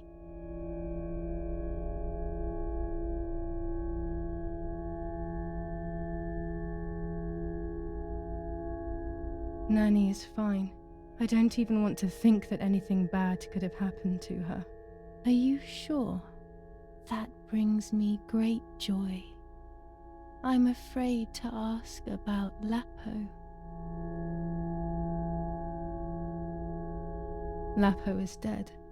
He was blown up by a landmine. He got into trouble and paid with his life. My dear friend. Poor boy. Just as I remembered, unfortunately. One last question. The pregnancy? Martha was pregnant. Her deformed baby died with her. Maybe she was in pain. That's enough now. All of these questions are pointless, aren't they? It's all inside of us. We just need to turn the mirror. Is it not all just the reflection of an unknowable existence? Nothing more than a puppet show.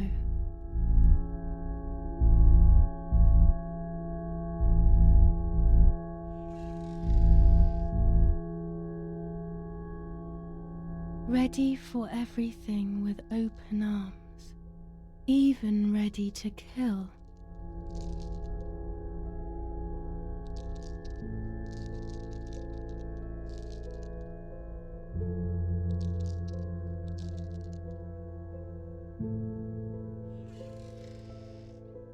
Legs always ready to run.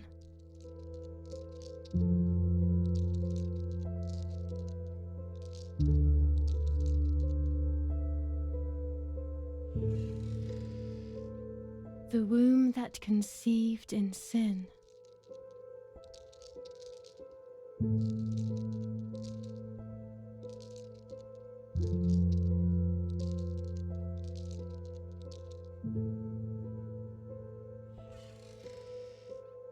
Lastly, the mind. To protect us, it has turned us into monsters. Either way, we cannot live like this, can we? I'll take care of it. I don't need to worry. I'll try to sleep if I can. I've got this.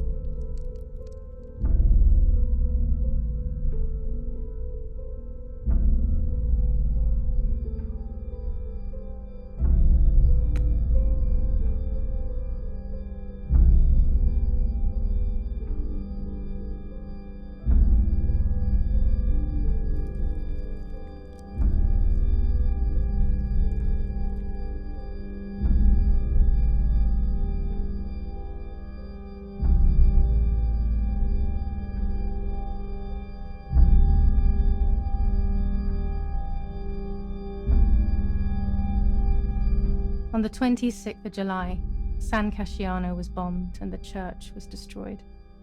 But I was not there then. I was already in the asylum. Once again, stubbornly, I was not dead. The bombs hadn't killed me, and I had also survived myself. The most absurd test and the hardest one. The war ended some time ago now, both out there and inside of me. I was on the wrong side of the gate, but now I can turn the page. Life is opening its doors again, isn't it?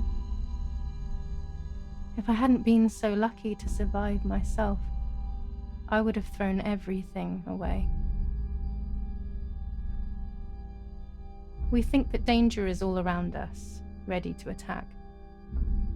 But the most devious and misleading dangers are the ones that are inside of us.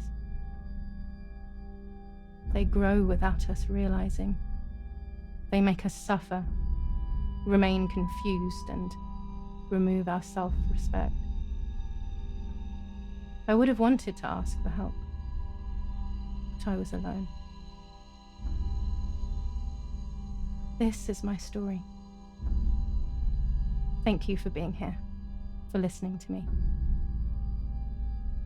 Now I'm ready to leave. How long will it take to get home?